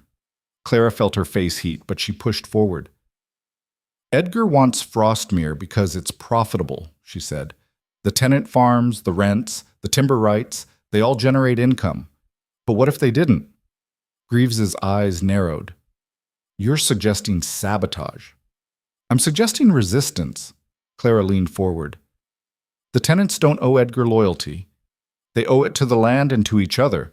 If they stopped paying rent, stopped cooperating with his demands, stopped treating him like he has authority, what could he do? Evict them, one of the footmen said. Bring in new tenants. From where? Frostmere's tenant families have been there for generations. They know the land. They know how to work it. Edgar can't just replace them. Clara looked at Adrian. Can he? Adrian's eyes widened. No, he can't. Most of the tenant agreements were made by my grandfather. They have protections built in. Can't be evicted without cause. Rents can't be raised without consent from both parties. But if Edgar inherited the title, doesn't he inherit the agreements? Bess asked. Only if the tenants acknowledge him as rightful lord. Greaves's voice was thoughtful now. If they refuse to recognize his authority, claim the transfer was illegitimate, it would create a legal nightmare, Adrian finished. Parliament would have to investigate, and during the investigation, Edgar couldn't enforce anything. Hope flickered through the room. Mrs. Halloway sat up straighter. Could it work? She asked. I don't know, Adrian admitted, but it's better than doing nothing. We'd need the tenants on our side, Greaves said, and that won't be easy. Edgar's already threatened some of them. Then we visit them, Clara said. One by one, we explain what happened and give them a choice. Fight with us or accept Edgar's rule. They'll listen to you, sir, the stable master said to Adrian. You're the Duke they know, the Duke who actually gave a damn about them. Adrian flinched at the title, but he nodded. Then let's start tomorrow. They spent the next week traveling from farm to farm, cottage to cottage, explaining what had happened and asking for help. Some tenants slammed doors in their faces. Others listened but were too afraid to act. But slowly, gradually, a few started to say yes. Old Thomas, who'd worked the North Fields for 40 years, was the first. "Your father was a hard man," he told Adrian, "but he was fair, and you've always been decent to us. Edgar treats us like dirt. So yeah, I'll fight." His daughter Mary was next, then the Miller family, then the Ashtons and the Blackwoods and the Harpers. Word spread. Within 2 weeks, 30 tenant families had agreed to refuse Edgar's demands. Edgar, predictably, lost his mind. He sent bailiffs to collect rent. The tenants refused to pay. He threatened eviction. The tenants produced their agreements and cited the protections Adrian's grandfather had written in. He tried to bring in outside workers to harvest the timber. The tenants blockaded the roads. Within a month, Frostmere's income had dropped to nothing. Edgar sent lawyers to London to petition for intervention, but Parliament was slow and the case was complicated. Questions started being asked. Had Edgar actually inherited legitimately? Had Adrian been coerced into signing? Were the tenants' claims valid? The investigation dragged on. And while it did, Edgar's grip on Frostmere weakened. Clara and Adrian lived in a tenant cottage on the edge of the estate, a tiny 2-room house that leaked when it rained and smelled like wood smoke. Adrian learned to chop firewood, to mend fences, to work the land with his hands. Clara helped the tenants organize, taught their children to read, and discovered she had a talent for strategy. They were poor, exhausted, constantly looking over their shoulders, but they were free. One night, 3 months after leaving Frostmere, Adrian came back from the fields to find Clara sitting by the fire, sketching. "What are you drawing?" he asked. Clara held up the paper. It was him, hands rough and calloused, face tanned from sun, smiling for the first time in years. "You," she said simply. Adrian sat beside her, close enough that their shoulders touched. "I look different. You are different." "Better?" Clara considered. "Happier." Adrian took the sketch, studied it. "I used to think I needed Frostmere to be someone, that without the title, I'd be nothing." He set the drawing down. "But I was wrong. I was nothing when I had it. Now I'm finally someone." "Who are you?" Clara asked softly. "I don't know yet." Adrian looked at her, and his eyes were clear. "But I'm figuring it out. With you." Clara leaned her head on his shoulder. They sat in silence, watching the fire burn down to embers. The next morning, Greaves arrived with news. "Parliament's made a decision," he said. "They're sending a commission to Frostmere to investigate the transfer. They want to interview you, sir." Adrian's stomach dropped. "When?" 3 days. Clara grabbed Adrian's hand. "What will you tell them?" "The truth." Adrian stood. "That Edgar coerced me. That the transfer wasn't legitimate. That I was pressured to sign under duress." "They'll want proof," Greaves warned. "We have witnesses. Lord Pemberton was there. The lawyers. They saw what happened." "They were also complicit," Clara said quietly. "They won't want to admit they participated in something illegal." Adrian's jaw set. "Then we'll make them admit it." The commission arrived at Frostmere on a cold morning in early spring. 3 lords, 2 lawyers, and a magistrate, all wearing expressions of deep skepticism. Adrian walked into the hall wearing borrowed clothes and mud-stained boots. He looked nothing like a duke, but when he spoke, his voice carried the authority of someone who'd finally found his spine. "Gentlemen," he said, "thank you for coming." Lord Ashford, the head commissioner, raised an eyebrow. "Mr. Vale, we expected to find you in rather different circumstances." "I'm sure you did." They questioned him for hours, about the transfer, about Edgar, about his decision to sign away the duchy. Adrian answered every question honestly, without excuses. "You claim you were coerced," Lord Ashford said, "but the documents show you signed willingly." "I signed because I was told I had no choice. Marry someone I didn't love or lose everything." Adrian leaned forward. "Tell me, Lord Ashford, if someone put a gun to your head and said, 'Sign or die,' would you call that willing?" "That's not the same, isn't it?" Adrian's voice hardened. "Edgar didn't use a weapon. He used something more effective, shame. He turned my grief and my loneliness into weakness, then exploited it to steal what should never have been his. But you did choose to dismiss all the potential matches, one of the lawyers pointed out. That was your decision. Because they were treating marriage like a business transaction, and I'd already done that once. Adrian's voice cracked slightly. My first wife was an arranged match. She was kind and intelligent, and I cared for her. But we didn't love each other. And when she died, I promised myself I'd never do that again. Never trap someone in a marriage built on duty instead of choice. The room went quiet. So when Edgar offered you the choice between marriage and dispossession, Lord Ashford said slowly, you chose dispossession.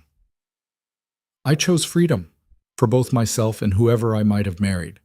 Adrian looked each of them in the eye, and I'd make the same choice again. Lord Ashford sat back, considering. And now you want the duchy back? No. Every head in the room snapped toward Adrian. Clara, standing in the corner, felt her heart stop. What? Lord Ashford said. I don't want the duchy back. Adrian's voice was steady.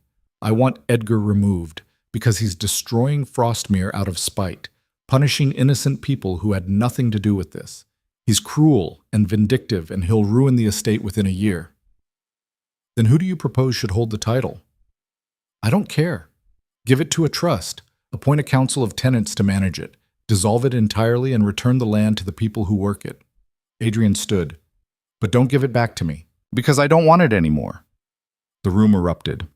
The commissioners argued amongst themselves, the lawyers scribbled notes, and through it all Adrian stood firm. Finally, Lord Ashford raised a hand for silence.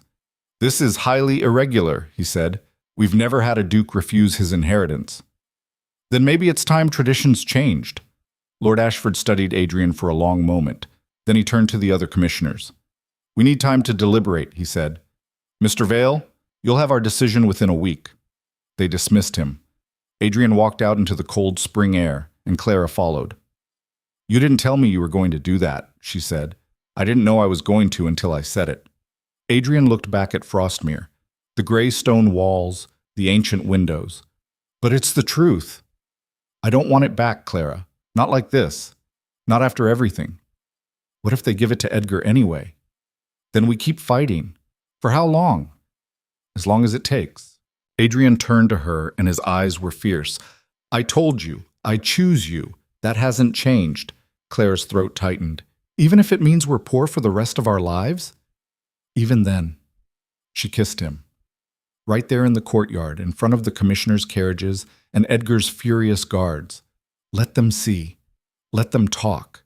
She didn't care anymore. When they broke apart, Adrian was smiling, that real, unguarded smile she'd first captured in her sketches. Whatever happens, he said, we did this together. Yeah, Clara whispered. We did. A week later, the commission's decision arrived. Edgar was removed from the duchy on grounds of mismanagement and cruelty. The title was temporarily suspended pending a full investigation into the legitimacy of the original transfer, and in the meantime, a council of tenant representatives would manage Frostmere's affairs. It wasn't everything, but it was a start. The tenants celebrated. The staff who'd been fired were rehired. Mrs. Halloway wept with relief, and for the first time in months, Frostmere felt like a home instead of a prison.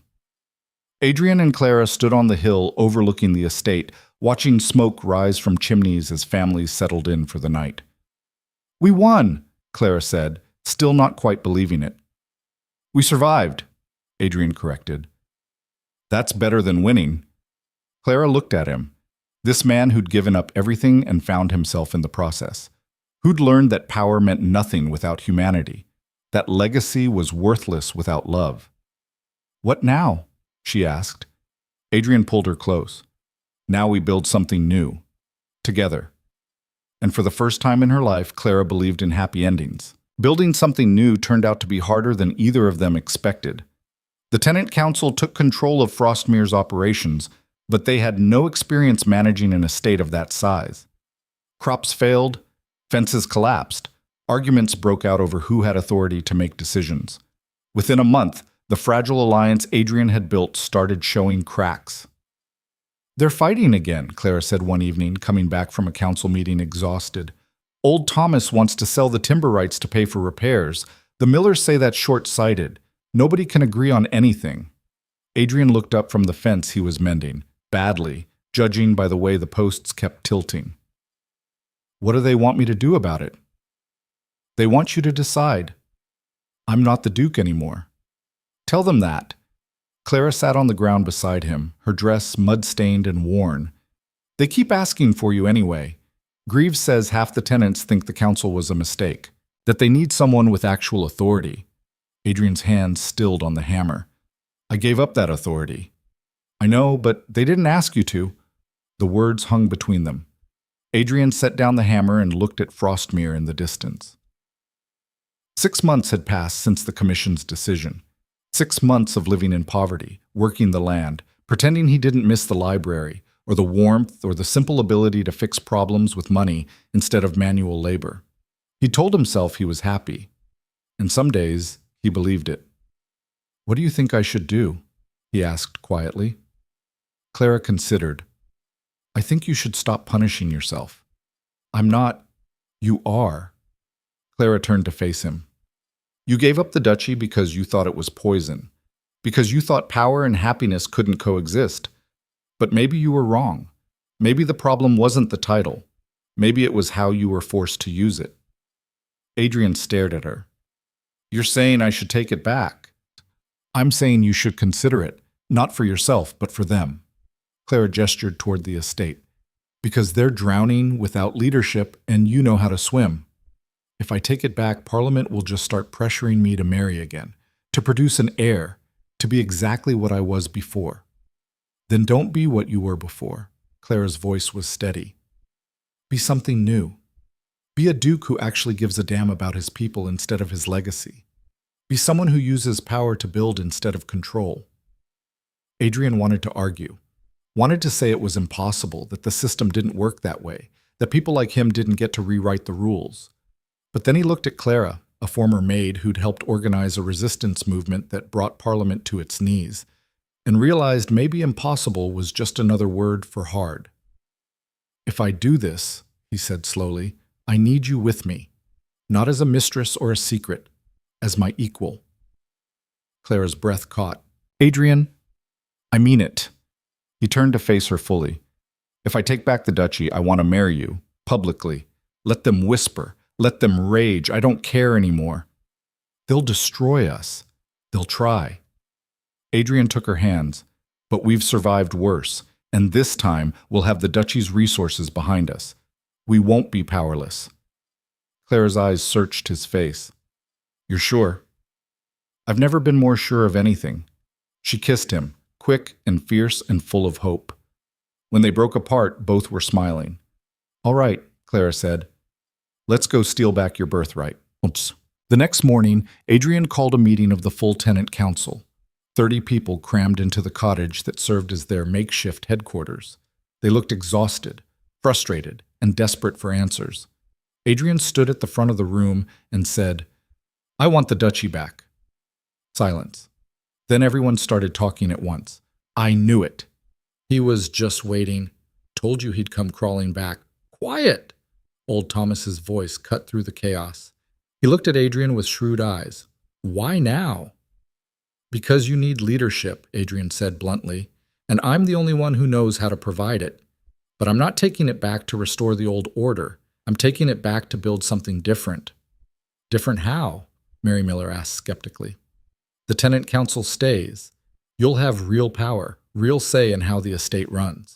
I'll manage the finances and handle Parliament, but major decisions get voted on. And profits get shared fairly, not just trickling down when I feel generous. Murmurs rippled through the room. Some interested, some suspicious. What about the title? The stable master asked. Once you're Duke again, what's stopping you from changing your mind? Dissolving the council and going back to the old ways? Nothing, Adrian admitted, except my word.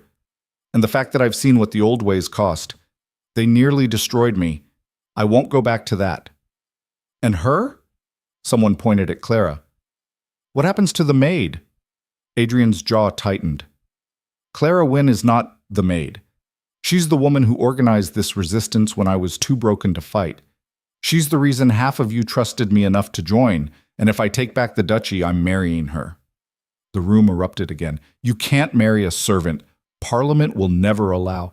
This is madness." "Yes," Adrian said loudly. "It probably is madness. But I'm doing it anyway, because she's worth more than all your traditions combined. And if that bothers you, then vote no. Elect someone else. I won't take the duchy back on any terms except mine." He sat down. Clara grabbed his hand under the table, her fingers trembling. Old Thomas stood slowly. "I say we vote." The vote took an hour. Arguments broke out. People shouted.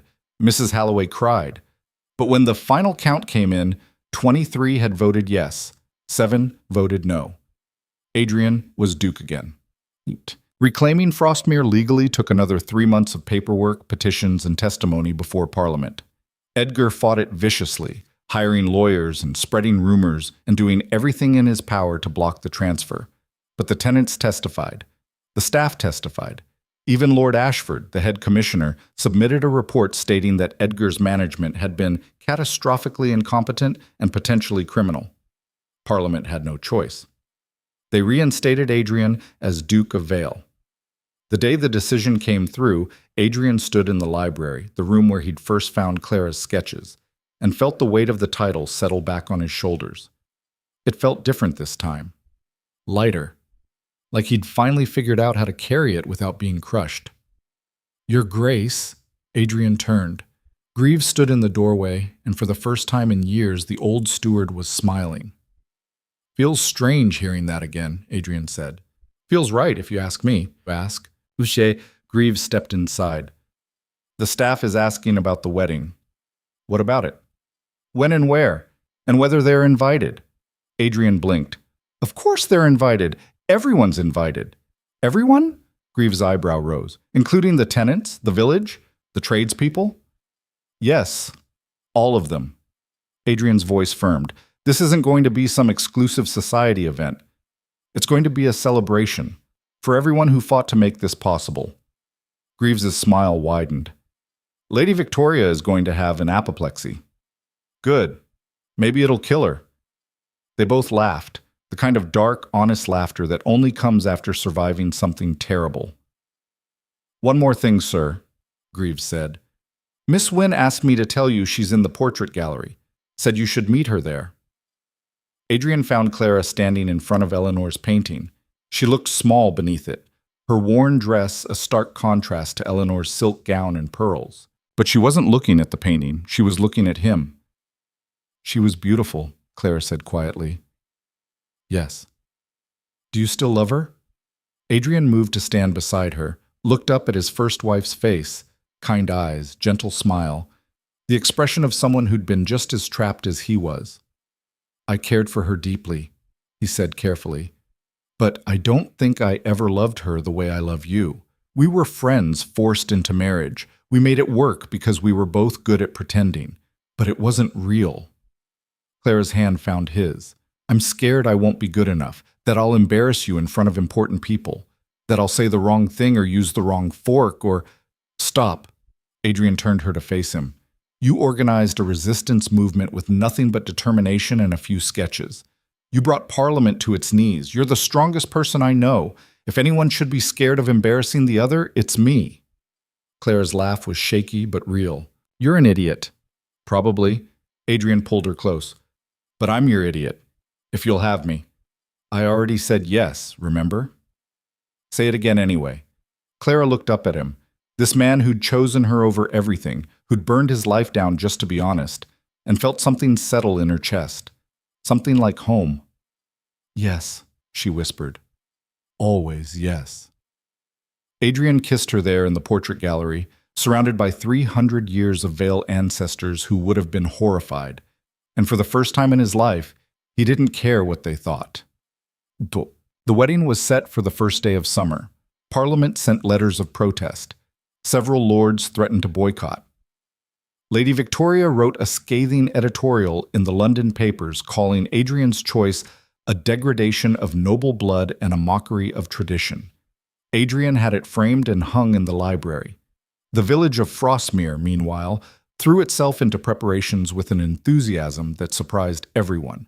The tenants built an arch of flowers. Mrs. Halloway organized the feast. The village girls made Clara a dress from donated fabric, simple white cotton, nothing like the silk gowns duchesses were supposed to wear, but beautiful in its honesty. On the morning of the wedding, Clara stood in her old room, the tiny servants' quarters she'd lived in for 2 years, and looked at herself in the cracked mirror. She looked like a girl playing dress-up, like an imposter about to be exposed. A knock sounded. Bess poked her head in. "You all right?" she asked. "No," Clara admitted. "I'm terrified." "Of what?" "Of this not being real. Of waking up and finding out it was all a dream." Bess came in and hugged her fiercely.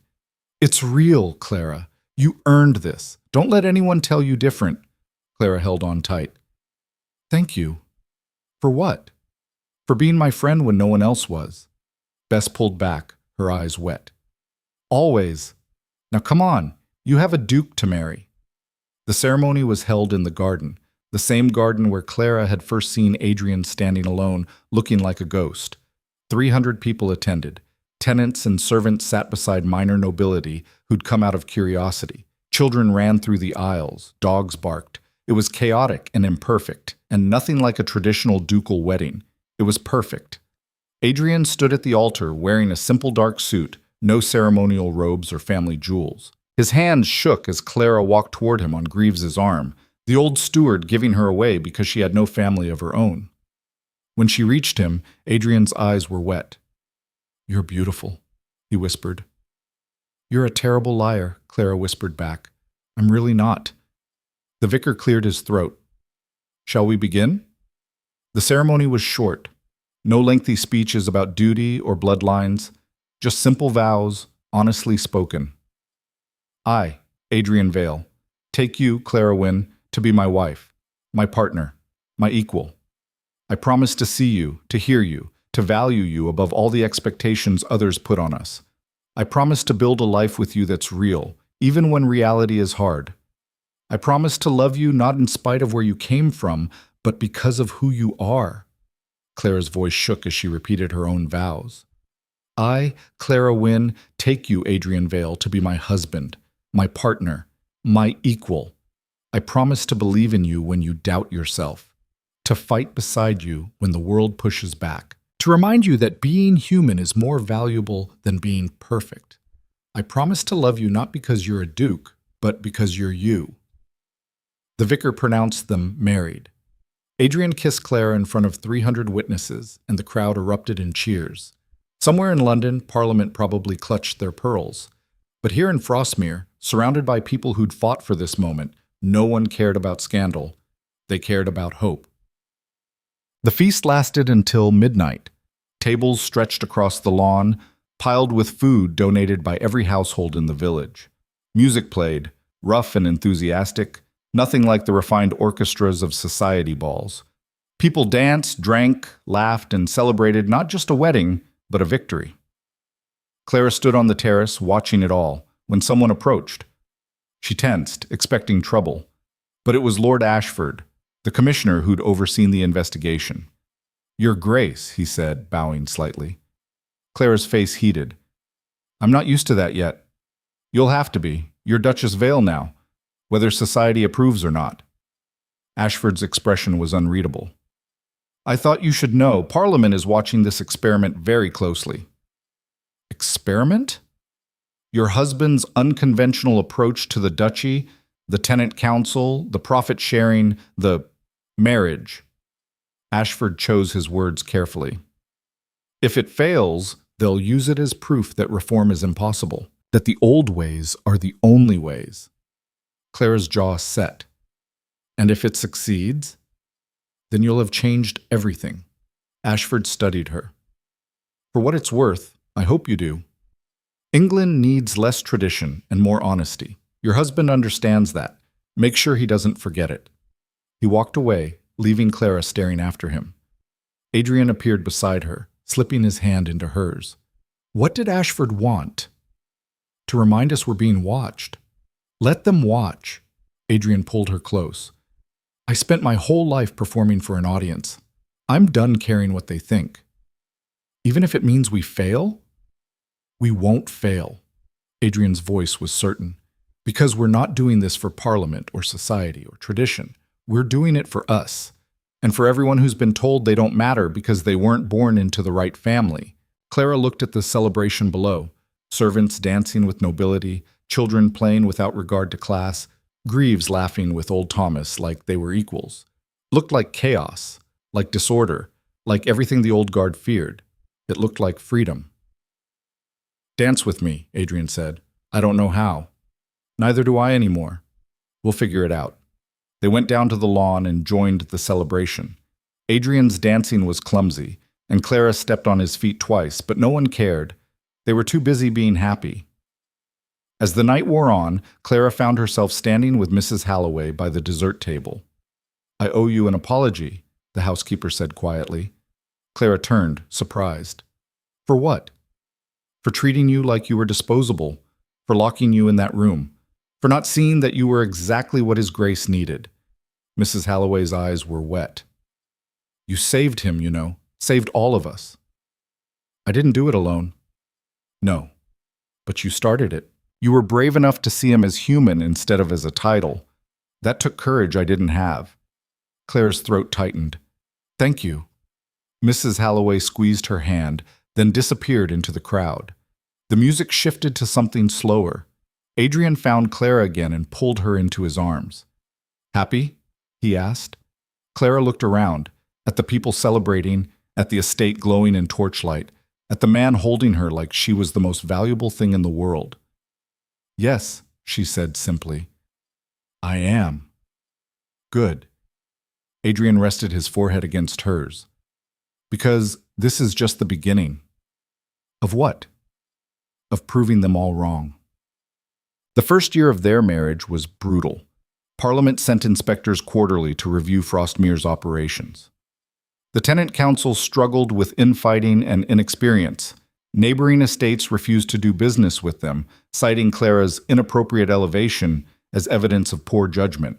Money was tight. Harvests were unpredictable. Arguments erupted constantly over how to run things. But slowly, impossibly, it started to work. The tenants learned to cooperate. Profits increased as people worked harder for a system that actually benefited them. Adrian negotiated fair trade agreements with merchants who didn't care about scandal as long as the money was good. Clara established a school for tenant children, teaching them to read and write, giving them opportunities their parents never had. Word spread. Other estates started asking questions. How had Frostmere increased productivity? How did the tenant council function? Was it replicable? Some lords dismissed it as a fluke, but others, younger ones, tired of the old ways, started experimenting with similar reforms. Change came slowly, but it came. 2 years after the wedding, Clara gave birth to a daughter. They named her Eleanor after Adrian's first wife. It felt right, honoring the woman who'd endured the same cage Clara had escaped, who'd done her best in impossible circumstances. Adrian held his daughter with shaking hands, tears streaming down his face. "She's perfect," he whispered. "She's loud," Clara said, exhausted and laughing. That too. Eleanor grew up in a Frostmere that looked nothing like the house Adrian had inherited. Staff ate meals with the family. Tenant children played with the Duke's daughter without anyone batting an eye. The portrait gallery got a new addition. Clara's face painted beside Adrian's, wearing her simple cotton wedding dress instead of silk. Parliament hated it. Society whispered. But Frostmere thrived. 5 years after Adrian signed away the duchy, then took it back on his own terms, Lord Ashford returned for a final inspection. He walked the estate with Adrian, examining the books, interviewing tenants, observing council meetings. At the end, he stood in the library where it had all started and said, "You did it." "Did what?" Adrian asked. "Proved it was possible. Reform without revolution, change without chaos." Ashford's expression was almost approving. "Parliament's going to hate this, but I'm recommending your model be studied as a template for other estates." Adrian stared. "You're serious?" "Completely. You've increased productivity, reduced unrest, and maintained profitability. That's what they care about. Results. The fact that you did it by treating people like humans instead of livestock is almost irrelevant to them. But it matters to me. Why? Ashford was quiet for a moment. Because I have a daughter, and I'd like her to live in a world where she can marry for love instead of duty, where she can be valued for who she is instead of who she was born to be. You and your wife are building that world. Don't stop. He left, and Adrian stood alone in the library, processing what had just happened. They'd won, not completely, not forever, but enough to matter. Clara found him there an hour later, staring at the sketch she'd made years ago, the one of his hands, rough and human. "What are you thinking?" she asked. "That I was right to keep drawing," Adrian said quietly. Clara moved to stand beside him, looking at the sketch. "I was terrified the night you found this. Thought you'd have me thrown out." "I almost did. Not because I was angry, because I was scared of what it meant." Adrian turned to face her. "You saw me, really saw me, and that was the most terrifying and beautiful thing that had ever happened to me. And now? Now I can't imagine not being seen." Adrian pulled her close. "Thank you for not giving up on me. Thank you for not giving up on us." They stood together in the library, surrounded by books and history and the ghost of who Adrian used to be. Outside, Eleanor's laughter echoed through the halls, the sound of a future they'd built from nothing but stubborn hope. Bad. 10 years after Clara first walked into Frostmere Hall as an invisible maid, she stood on the terrace watching the sunset. The estate had changed. The tenant council ran smoothly now, making most day-to-day decisions without Adrian's input. 3 more schools had opened in neighboring villages, funded by Frostmere's profits. Parliament had grudgingly acknowledged that the Vale experiment was succeeding and had started recommending similar reforms elsewhere. Clara had changed too. She wore finer dresses now, though never the suffocating gowns society expected, and moved through rooms with the confidence of someone who'd earned her place. But she still sketched, still captured moments of honesty on paper. Adrian joined her on the terrace, Eleanor trailing behind him, chattering about a bird she'd seen. "Mama, did you know sparrows can fly backwards?" "No, they can't," Clara said, smiling. "Papa said they can." "Papa's a terrible liar." Adrian grinned. "I said maybe they can. That's different." Eleanor ran off to investigate, leaving them alone. Adrian slipped his arm around Clara's waist. "Happy anniversary," he said. "It's not our anniversary." "Anniversary of the day I found your sketch. Close enough." Clara laughed. "You're sentimental. You're just noticing this now?" They stood in comfortable silence, watching their daughter chase sparrows across the lawn. The house behind them glowed warm in the fading light, full of people and noise and life. "Do you ever regret it?" Clara asked quietly. "Regret what?" "Giving up the easy path. You could have married Victoria, produced an heir, lived a comfortable lie." Adrian considered. "No, because that wasn't living, it was just existing." He turned her to face him. "This, you, Eleanor, the chaos of the council meetings, the constant fights with Parliament, this is living. This is real. Even when it's hard. Especially when it's hard." Adrian smiled. "You taught me that the struggle is the point. That choosing the difficult, honest thing over the easy, false one is what makes us human." Clara's eyes burned. "I love you. I love you too. Inconveniently and inappropriately and completely." They kissed as the sun set over Frostmere, painting the sky in shades of gold and crimson. Eleanor made gagging noises from the garden. They broke apart laughing. This was the life they'd built, messy and imperfect and utterly their own. Not the life they were supposed to have, not the life society expected, but the life they'd chosen, together, when choosing meant risking everything. And in the end, that choice had changed more than just their lives. It had changed Frostmere, changed how estates operated, changed what people believed was possible. Because sometimes the most radical thing you can do is simply be honest, to love without permission, to value humanity over tradition, to look at the world as it is and decide to build something better. Clara Wynne, former maid, artist, revolutionary, stood on the terrace of Frostmere Hall, and knew she'd done exactly that, and she'd do it all again.